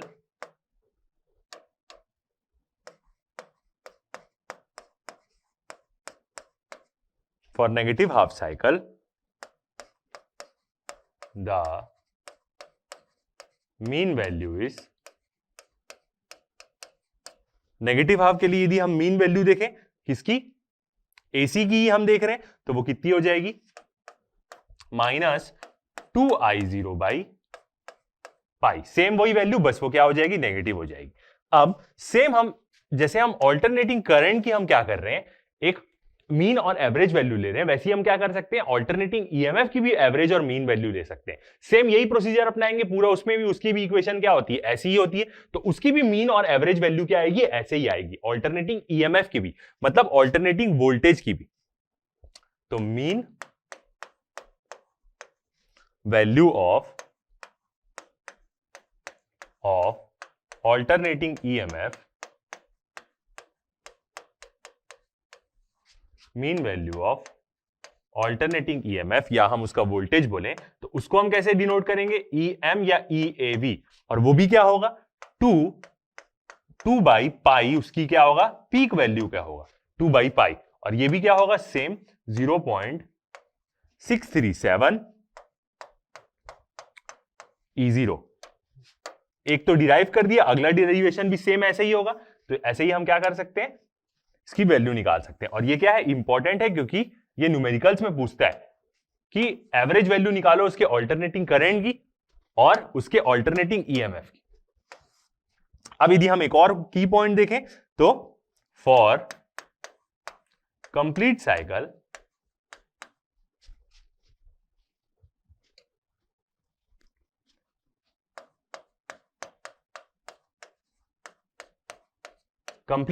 के लिए यदि हम देखें तो जो मीन वैल्यू है उसकी वैल्यू क्या होती है, 0 होती है। कंप्लीट साइकिल के लिए IM की वैल्यू क्या होगी, 0 होगी, क्योंकि वो जितना पॉजिटिव में जा रहा है उतना ही क्या जा रहा है, नेगेटिव में जा रहा है। ठीक है, तो ये हुआ हमारा क्या, डेरिवेशन उसका जो इंपॉर्टेंट रहता है, इससे आपको क्वेश्चन पूछता है। ओके, आगे बढ़ते हैं। अब देखते हैं हम root mean square value. Next हमारा टॉपिक आता है root mean square value of AC, RMS value जिसको हम बोलते हैं। अब देखते हैं ये क्या होता है। It is defined as the value of alternating current, एक ऐसी वैल्यू होगी ऑल्टरनेटिंग करंट की ओवर ए कंप्लीट साइकिल, ये पूरे कंप्लीट साइकिल के लिए होगी, मगर इसकी कंडीशन अलग होगी, which would generate same amount of heat in a given resistor that is generated by a steady current in the same resistor and in the same time during a complete cycle। तो ये क्या होती है, RMS value क्या होती है AC की, कि यदि हम एक रेजिस्टर के थ्रू एसी करंट पास कराएंगे तो वो सेम हीट जनरेट करेगा जितना एक डीसी करंट उतने ही टाइम पीरियड में क्या होगा, उसमें जनरेट करेगा। यदि हम एक रेजिस्टर में डीसी करंट भेजें तो ऑब्वियस ही बात है, जैसे आप हीट लॉस तो होता ही है I²R का, जिसको हम जूल हीट बोलते हैं। और इसका एकदम बेस्ट एग्जांपल देखें तो हमारे घर के जो बल्ब होते हैं वो भी वैसे दिखते हैं, फिलामेंट टाइप का ही रहता है। एक इमेजिन कर सकते हैं आप, वो फिलामेंट में करंट जाता है तो वो ग्लो करने लग जाता है। तो एक डीसी करंट यदि रेजिस्टर में भेजेंगे तो वो जितना क्या करेगा, हीट प्रोड्यूस करेगा, would generate same amount of heat in a given resistor that is generated by a steady current in the same resistor और same time में। मतलब एक डीसी करंट लिए हम और उसको हम रजिस्टर में भेजे, वो कितनी हीट जनरेट कर रहा है एक पर्टिकुलर टाइम में, और उतने ही टाइम में एसी करंट की कितनी वैल्यू भेजेंगे जो उतनी ही हीट जनरेट करेगा, तो उसको हम क्या बोलेंगे, RMS value of alternating current बोलेंगे। फिर से एक बार देखते हैं, यदि हम एक रजिस्टर में डीसी करंट भेजते हैं एक पर्टिकुलर टाइम के लिए और वो जितनी हीट जनरेट किया वो उतना ही, यदि हम उसे उतनी हीट हमें जनरेट करना है और हमें क्या भेजना है, ऑल्टरनेटिंग करंट भेजना है, तो हम क्या भेजेंगे, ऑल्टरनेटिंग करंट की आरएमएस वैल्यू भेजेंगे।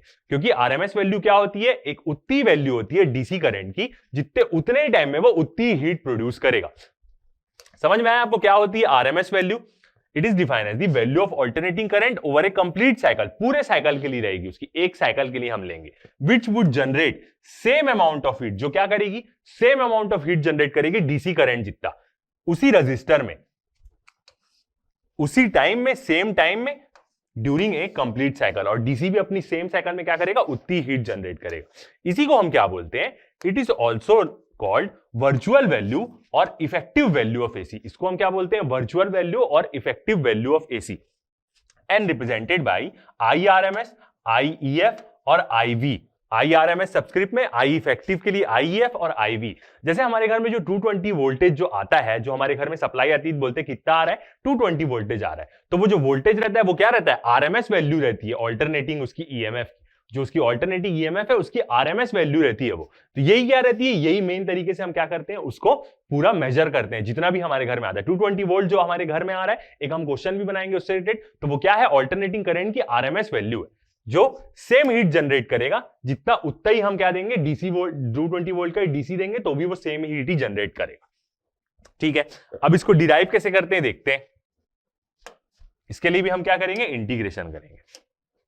तो अब हम क्या करते हैं, आरएमएस वैल्यू को डिराइव करते हैं कि कैसे होगा। अब इसमें भी क्या करेंगे, हम सेम वैसी करेंगे, एक डीसी करंट की वैल्यू भेजेंगे, उतनी ही उसको हम क्या करेंगे, कितनी वैल्यू मिल रही है डीसी करंट की एक साइकिल में, एक रजिस्टर में जो वो हीट जनरेट कर रहा है, फिर उसको बाय डेफिनेशन हम एसी करंट के साथ कंपेयर कर देंगे, तो क्या मिल जाएगी, हमें वैल्यू मिल जाएगी। तो देखते हैं, सपोज आई एक करंट है, इज द करंट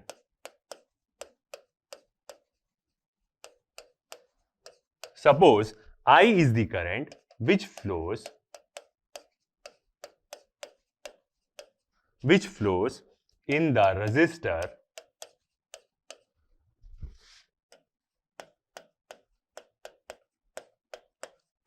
मान लेते एक I करंट रजिस्टर में फ्लो कर रहा है, having resistance, वो रजिस्टर का रेजिस्टेंस कितना है, R, in टाइम t, एक पर्टिकुलर टाइम में t प्रोड्यूसेस हीट h। मान लेते हैं कि एक I करंट है और इनिशियली हम मान लेते हैं कि एक डीसी करंट है, वो क्या हो रहा है, एक रजिस्टर में जा रहा है और वो एक पर्टिकुलर टाइम के लिए जा रहा है, टी टाइम के लिए, और वो कितनी हीट प्रोड्यूस कर रहा है, एच हीट प्रोड्यूस कर रहा है। पहले हम डीसी लेके पूरा मान के सॉल्व करेंगे, फिर उसके साथ इक्वेशन के साथ कंपेयर कर लेंगे। तो हमें कोई भी करंट मान लिया आई, वो रजिस्टर में फ्लो कर रहा है, एक डीसी करंट है मान लेते, एक स्टडी करंट है और एक पर्टिकुलर टाइम के लिए फ्लो कर रहा है, और वो एच हीट क्या कर रहा है, प्रोड्यूस कर रहा है उसमें। ये आई जो हमारा जूल्स हीट रहता है, वो ये वाली हीट प्रोड्यूस कर रहा है। ठीक है, तो अब नेक्स्ट देखते हैं हम instantaneous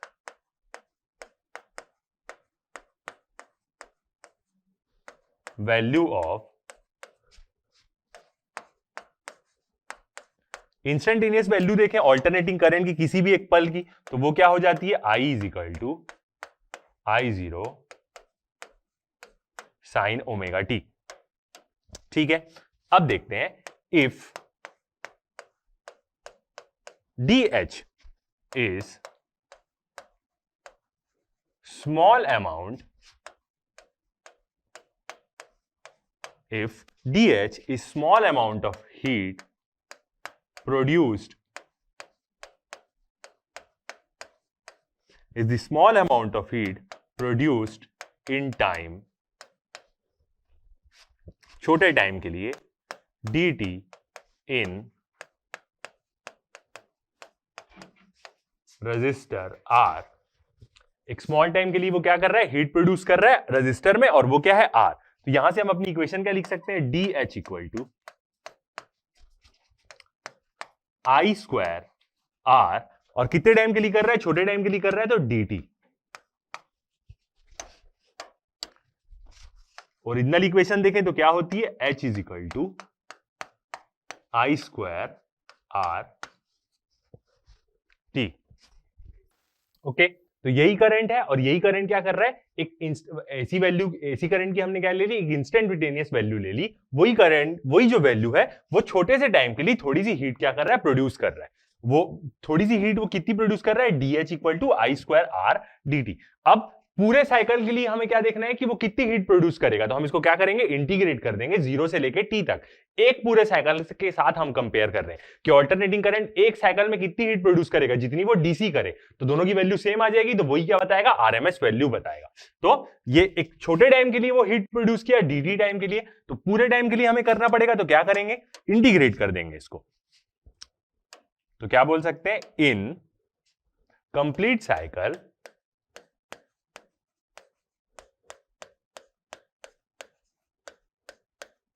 in complete cycle the total heat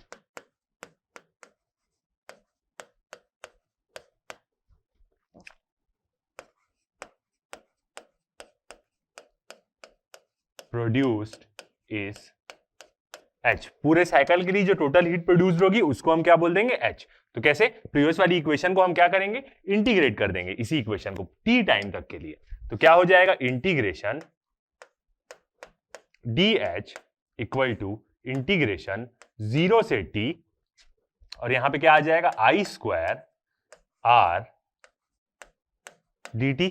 यही आ जाएगी हमारी इक्वेशन। ओके, अब यहां पे क्या करते हैं, आई स्क्वायर आर dt। अब आई की हम यहां क्या कर देंगे, वैल्यू पुट कर देंगे। तो एक और स्टेप लिख रहे थे, dH इंटीग्रेशन होगा तो क्या हो जाएगा, h इक्वल टू 0 से लेके t तक आई स्क्वायर। अब क्या करते हैं, हम आई स्क्वायर की वैल्यू पुट कर देते हैं। तो क्या था, I zero sine omega T का whole square R D T, यही हो जाएगी वैल्यू। ओके, अब इसको हम क्या करते हैं, एक बार पूरा स्क्वायर ले लेते हैं। तो स्क्वायर दोनों को अंदर दे देंगे, तो क्या हो जाएगी हमारी इक्वेशन, आई जीरो स्क्वायर हो जाएगा। और ये आई जीरो स्क्वायर अंदर आ गया, तो इस आई जीरो को बाहर ले लेते हैं। आई जीरो स्क्वायर को हम बाहर ले दिए, और एक और कांस्टेंट क्या है, यहां पे आर भी कांस्टेंट है, रेजिस्टेंस तो चेंज नहीं होगा, तो आई जीरो स्क्वायर आर को बाहर ले लिए। इंटीग्रेशन 0 से टी, अंदर में क्या बचा, बस sine square omega T D T. यही वाली टर्म क्या बची, सिर्फ अंदर में बची। ओके, अब क्या करेंगे, साइन स्क्वायर ओमेगा टी को पहले हम थोड़ा सा ट्रिग्नोमेट्रिकली सॉल्व करेंगे। तो क्या आएगी हमारी equation, H is equal to I zero square R integration 0 से टी, और साइन स्क्वायर ओमेगा टी को हम क्या लिख सकते हैं, 1 माइनस कॉस 2 ओमेगा टी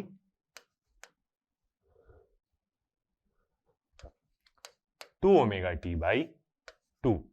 ये क्या है, हमारा ट्रिग्नोमेट्रिक फॉर्मूला। और बाहर में क्या होगा, पूरे ब्रैकेट क्लोज,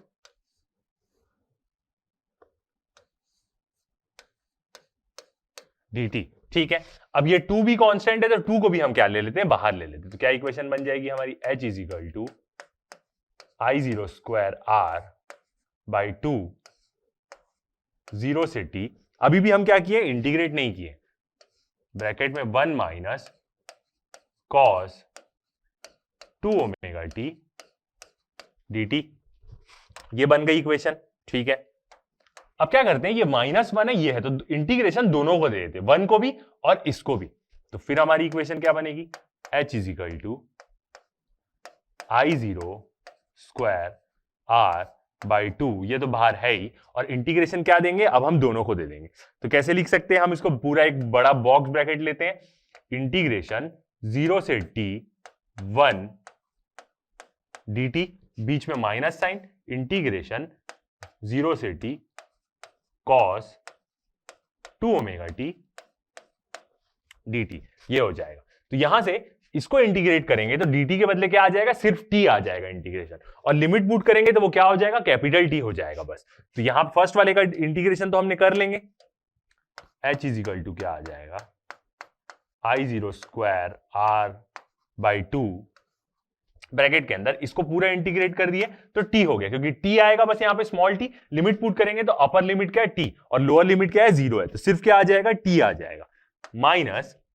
अब इसको इंटीग्रेट करते हैं तो cos 2 ओमेगा टी को हम इंटीग्रेट करेंगे तो वो क्या बन जाएगा, साइन बन जाएगा, और जो उसके एंगल में रहता है वो क्या आ जाएगा, नीचे आ जाएगा, तो 2 ओमेगा नीचे आ जाएगा। तो ये क्या बनेगा हमारा, ब्रैकेट में इसकी लिमिट हम क्या करते हैं, अभी पुट नहीं करते, तो साइन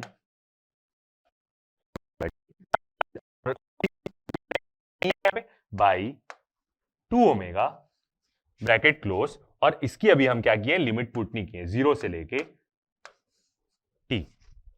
ये बन जाएगी हमारी equation sine 2 omega T by 2 omega. ठीक है, अब ये 2 ओमेगा को इसके बाहर ले लेते हैं एटलीस्ट, ताकि हम क्या कर पाए, वहां पे वैल्यू पुट कर पाए। तो देखते हैं अगली इक्वेशन क्या आएगी,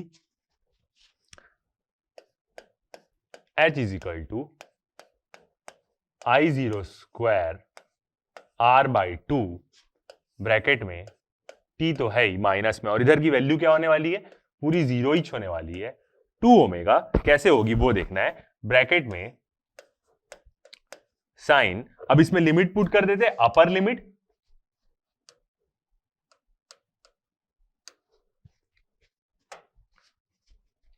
minus lower limit, lower limit क्या है 0 है, तो वो तो ऑलरेडी 0 हो जाएगा, और साइन 0 की वैल्यू का कोई टेंशन नहीं क्योंकि वो 0 ही हो जाएगा। ठीक है, तो सिर्फ अपर लिमिट पुट करते हैं तो वो क्या हो जाएगा, 2 ओमेगा टी, 2 ओमेगा टी था, यहां पे टी था तो बस अपर लिमिट आ जाएगी, साइन 0 0 ब्रैकेट क्लोज, ये वाली क्या आ गई, पूरी टर्म आ गई।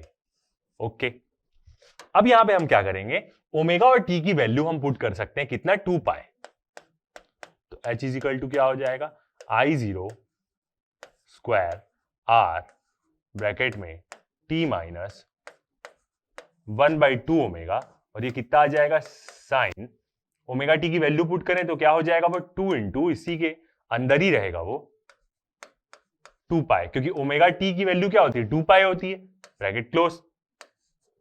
ओके, अब हम यहां पे क्या कर सकते हैं, साइन 2 इंटू 2 क्या हो जाएगा, 4 पाई हो जाएगा, तो पूरी इसकी वैल्यू कितनी हो जाएगी, साइन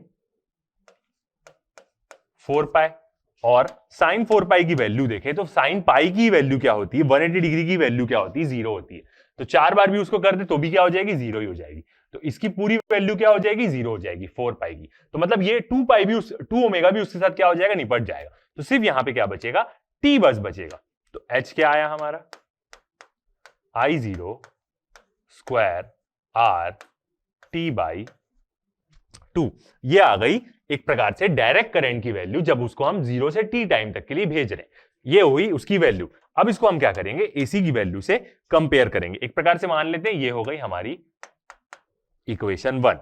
अब देखते हैं हम, इफ IRMS, यही क्या है, root mean square value AC की, is RMS value of alternating current and H is the heat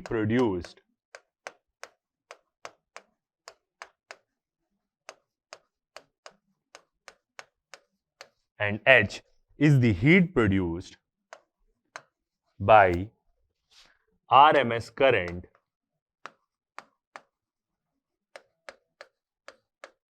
अब क्या है, ये हमारी एक स्टडी करंट की वैल्यू आ गई। अब इसको हम क्या करेंगे, उसी के साथ एसी की इतनी वैल्यू कितनी आएगी तो दोनों को कंपेयर कर देंगे, तो क्या आ जाएगा, हमारा आ जाएगा। तो सबसे पहले इसकी इक्वेशन बनाते हैं, तो क्या आएगी इक्वेशन, यदि हम आरएमएस वैल्यू जाती है एसी की और वो सेम इतना ही हीट क्या कर रही है, वो प्रोड्यूस कर रही है उस रजिस्टर में, तो उसका हमारा एक्सप्रेशन क्या आ जाएगा, H is equal to I R M का स्क्वायर आर टी, क्योंकि पहले भी हमने इक्वेशन लिखी स्टडी करंट की और ये वैल्यू के बराबर ही आएगी आईआरएमएस वैल्यू, क्योंकि हम वैसे ही डेफिनेशन किए तो हम वैसा ही उसको इक्वेट करते हैं। तो यदि एसी करंट की आरएमएस वैल्यू गई और वो उतना ही हीट प्रोड्यूस कर रही है जितना एक स्टडी करंट प्रोड्यूस कर रहा है, तो ये हो गई हमारी इक्वेशन 2। अब दोनों को कंपेयर कर देंगे तो इस आईआरएमएस की वैल्यू मिल जाएगी जो इसके बराबर होगी और सेम हीट प्रोड्यूस करेगी रजिस्टर में। तो ऑन कंपेयरिंग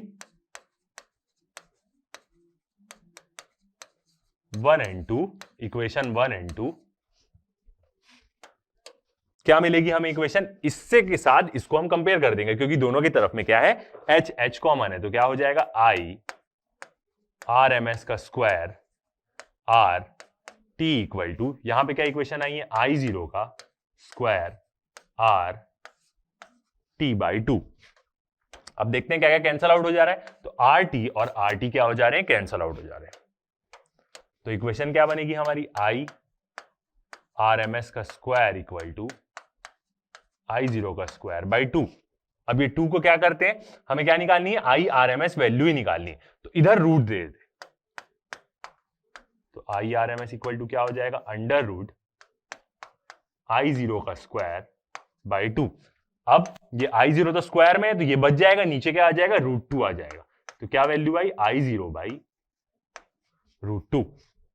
ये आ गई क्या, उसकी आरएमएस वैल्यू, नीचे रूट टू। अब 1/√2 को यदि हम पॉइंट्स में लिखेंगे तो कितनी आती है, 0.707।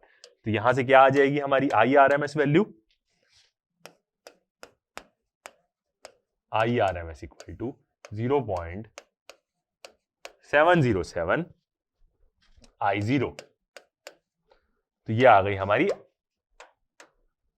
Root mean square value alternating current की। इतनी वैल्यू हम भेजेंगे तो सेम एक डीसी करंट भी क्या करेगा, उतना ही वो क्या करेगा, हीट एक रेजिस्टर में हीट प्रोड्यूस करेगा, जितना एक डीसी करंट करेगा इसी वैल्यू का। तो ये क्या हो जाएगी हमारी आरएमएस वैल्यू। ओके, आगे देखते हैं। तो यहां से हम क्या बोल सकते हैं, जो आरएमएस वैल्यू होती है, RMS value of current is 70.7% of the peak value। Peak value मतलब क्या, आई जीरो।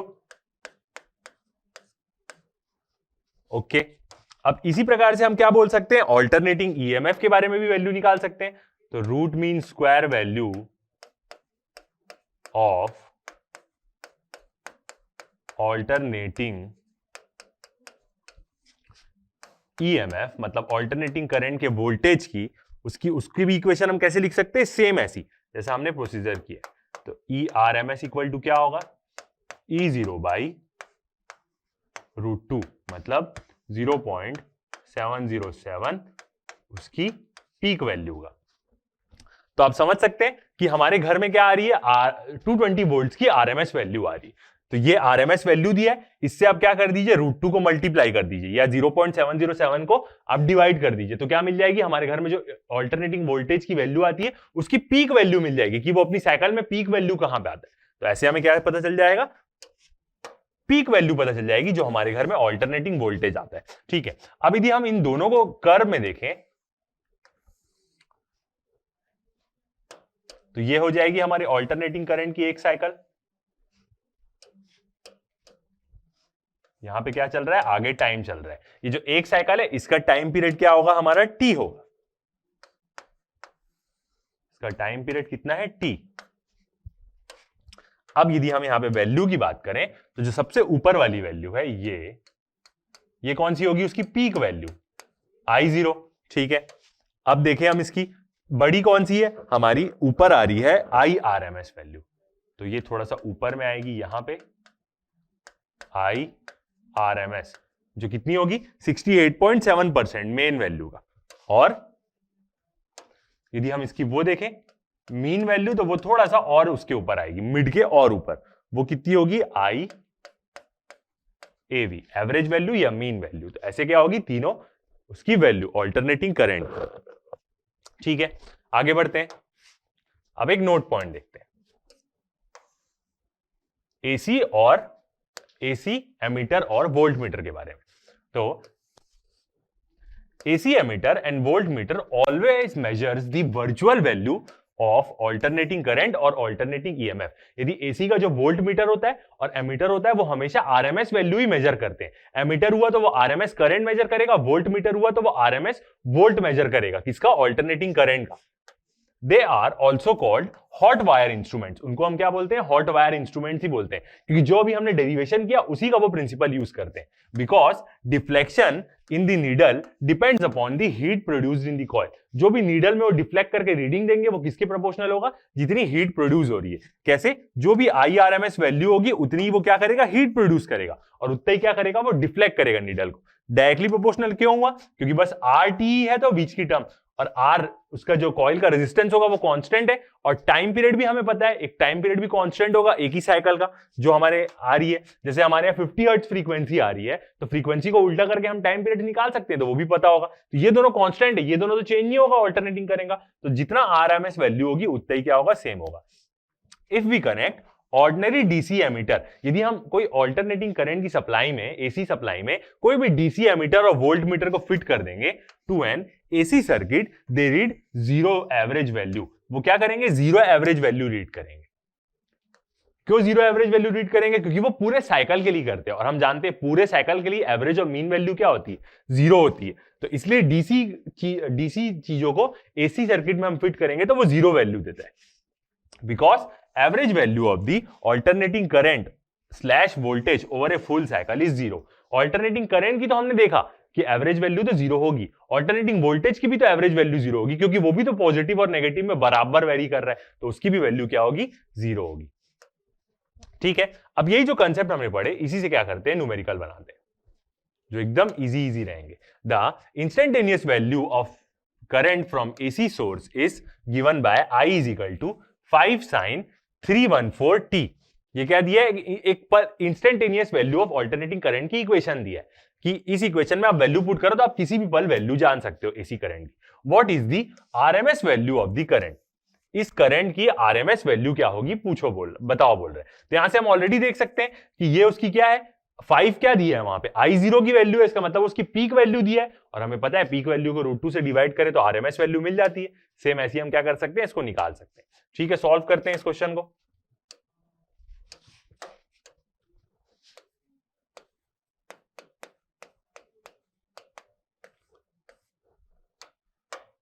क्या दिया हुआ है हमें क्वेश्चन में? इक्वेशन दी हुई है करंट की, इंस्टेंटेनियस इक्वेशन दी है। I is equal to 5 sin 314t। ये 314 तो दिख ही रहा है कि क्या है? ओमेगा है। निकालना क्या है हमें? टू फाइंड IRMS वैल्यू निकालनी है, root mean square value of AC. ठीक है, तो देखिए इक्वेशन से यदि हम कंपेयर करें, इक्वेशन ऑफ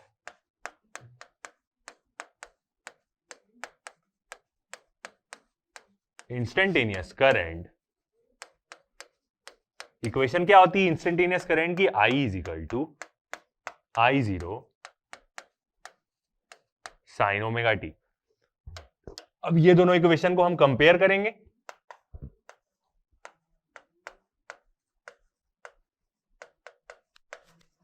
ऑन कंपेयरिंग यदि हम दोनों इक्वेशन को कंपेयर करें तो यहां से हमें क्या दिख रहा है कि जो I0 है वो 5 के बराबर है, तो इसकी पीक वैल्यू मतलब मैक्सिमम वैल्यू कितनी है? 5 एम्पियर, जो करंट की हमें इक्वेशन गिवन है। और एक और चीज हम क्या देख सकते हैं? टाइम तो ठीक है, ओमेगा कितना है? 314।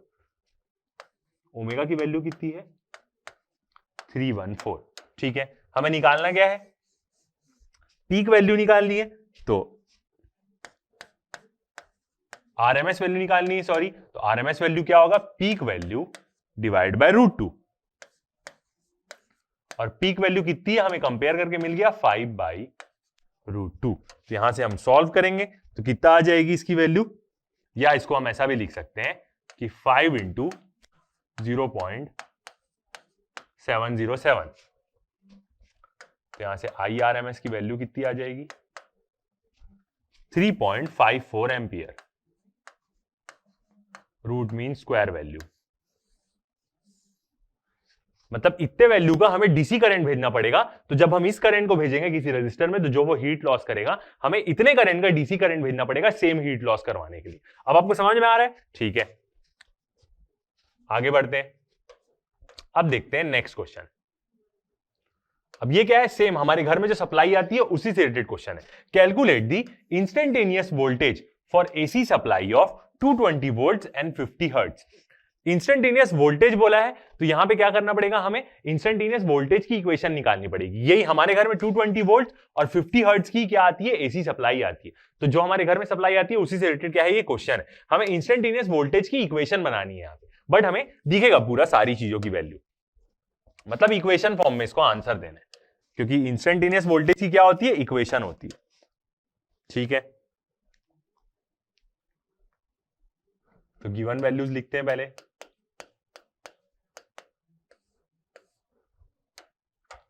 क्या दिया हुआ है हमें, 220 वोल्ट्स दिया है। तो जो क्वेश्चन में जो वैल्यू है, जो हमारे घर में 220 वोल्ट्स आता है, वो क्या है, एक प्रकार से आरएमएस वैल्यू है ऑल्टरनेटिंग ईएमएफ की। और 50 हर्ट्ज क्या है, फ्रीक्वेंसी है।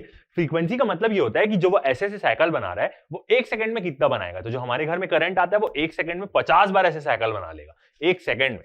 तो ये उसकी फ्रीक्वेंसी है। अमेरिका में 60 बार बना लेता है, क्योंकि वहां 60 हर्ट्ज यूज करते हैं उन लोग, यूएसए में। ठीक है, तो यहां पे क्या गिवन है अपने को, यहां पे ईवी की वैल्यू गिवन है। याद रखिएगा, आरएमएस वैल्यू को ईवी से भी डिनोट करते हैं। तो यहां पे क्या दिया हुआ है, ऑल्टरनेटिंग ईएमएफ की आरएमएस वैल्यू गिवन है, और वो कितनी है, 220 वोल्ट्स। ओके, और कुछ गिवन डाटा दिया है, फ्रीक्वेंसी दिया है एफ, कुछ लोग वी से भी डिनोट करेंगे, कोई टेंशन नहीं। 50 हर्ट्ज मतलब 50 साइकिल्स पर सेकंड की इसकी क्या होगी, फ्रीक्वेंसी होगी। निकालना क्या है हमें, टू फाइंड इंस्टेंटेनियस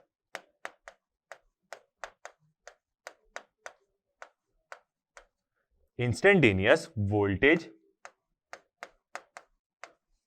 की इक्वेशन निकालनी है, क्योंकि इंस्टेंटेनियस वोल्टेज एक इक्वेशन के फॉर्म में ही मिलता है हमें। उस इक्वेशन में आप प्रॉपर वैल्यू डालो तो आपको वैल्यू मिल जाएगी। ठीक है, अब यहां पे क्या देखते हैं, सबसे पहले पीक वैल्यू देखते हैं। पीक वैल्यू मतलब मैक्सिमम वैल्यू। पीक वैल्यू तो वो कैसे निकलती है हमारी, उसकी इक्वेशन क्या होगी पीक वैल्यू की,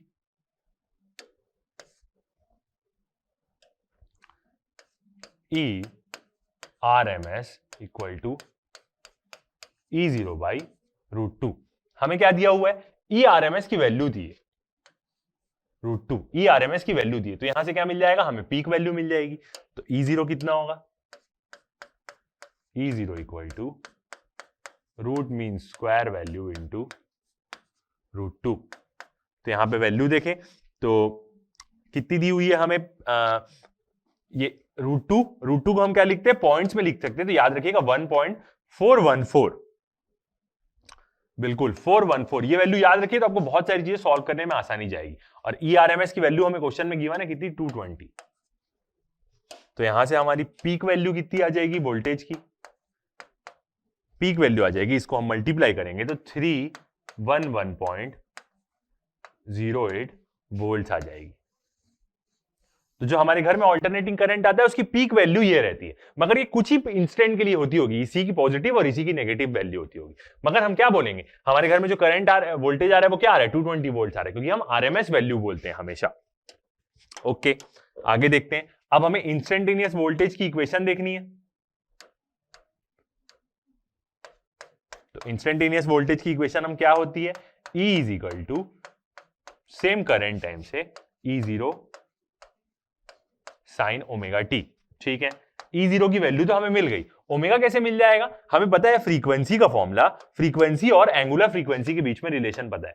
ओमेगा इक्वल टू क्या होता है, 2π/f होता है। Angular frequency is equal to 2π into frequency, तो उसकी भी वैल्यू हम डाल सकते हैं यहाँ पे। तो E0 की वैल्यू कितनी आई, 311 ही सिर्फ ले लेते, 0.8 को अब क्या करते हैं, नेग्लेक्ट कर देते हैं, एक प्रकार से राउंड ऑफ कर लीजिए, 3.311 साइन। अब ओमेगा की वैल्यू डालना है, तो ओमेगा क्या हो जाएगा, 2π इंटू फ्रीक्वेंसी कितनी है 50 की, और t, ये दोनों एंगल में ही है, 2π 50 और t भी साइन के एंगल में ही है। तो E की इक्वेशन क्या आ जाएगी, 311 साइन और 50, तो ये कितना हो जाएगा 100π t। ये आ गया हमारा इंस्टेंटेनियस ईएमएफ की वैल्यू या उसकी इक्वेशन जो हमें निकालने बोला है 100 पाई टी, इतना ही लिख देंगे आप तो आपका आंसर सॉल्व हो जाएगा। 311 साइन 100 पाई टी, क्योंकि बस वो इक्वेशन निकालने बोला था। ओके, एक और क्वेश्चन देखते हैं, लास्ट।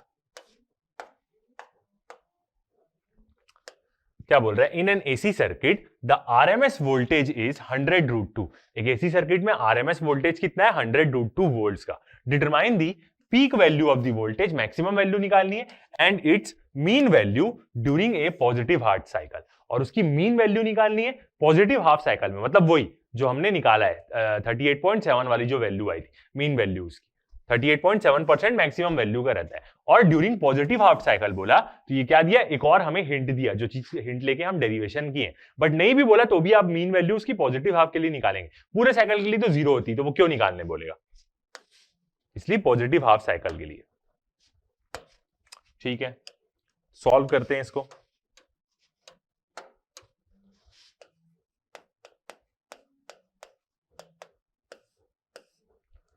क्या क्या गिवन वैल्यूज दिए देखते हैं। हमें क्या दिया है? EV की वैल्यू दिया है। EV क्या होता है? ERMS, मतलब ऑल्टरनेटिंग ईएमएफ की root mean square value. 100√2 voltage दिया हुआ है। निकालना क्या है हमें?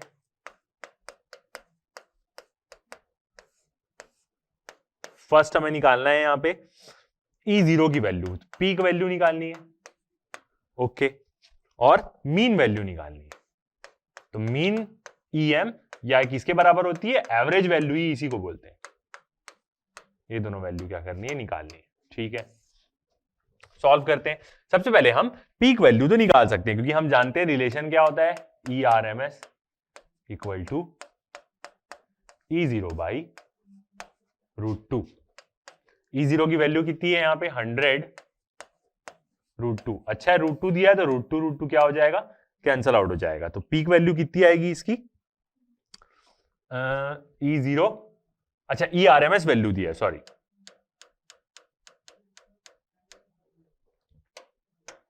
तो यहां से क्या होगा? E0 अपने को निकालना है, तो E0 इक्वल टू क्या हो जाएगा? ERMS into √2। ERMS की वैल्यू क्या है? 100√2 इंटू √2, तो √2 इंटू √2 2 हो जाएगा, तो कितनी आ जाएगी? 200 वोल्ट्स। ये आ गया हमारा फर्स्ट आंसर। सेकेंड हमें क्या निकालने बोला है? Mean value. तो पीक वैल्यू पता चल गई तो हम मीन वैल्यू निकाल सकते हैं, और वो भी पॉजिटिव हाफ में, ड्यूरिंग पॉजिटिव हाफ। तो EM इक्वल टू क्या होगा? मीन वैल्यू या एवरेज वैल्यू टू E0/पाई। ये भी रिलेशन था, या 68.7 ले ले, जो भी वैल्यू आई थी उसकी। तो 2 इंटू E0 की वैल्यू कितनी है? 200/पाई। तो ये कितना हो जाएगा? एवरेज वैल्यू और उसकी मीन वैल्यू कितनी आ जाएगी? 127.4 वोल्ट्स। तो ये आ गया एक और आंसर। तो ये वाला क्वेश्चन भी क्या हो गया हमारा? कंप्लीट। तो इसी के साथ होता है ये वाला लेक्चर खत्म। बने रहिए हमारे साथ, फिर नेक्स्ट सेकंड पार्ट में हम देखेंगे ऑल्टरनेटिंग करंट के आगे के पार्ट के बारे में कि क्या है। ये फर्स्ट मेजर पार्ट हो गया, अब हम सेकंड मेजर पार्ट के बारे में बात करेंगे। तो अभी तक के लिए इतना ही। Thank you.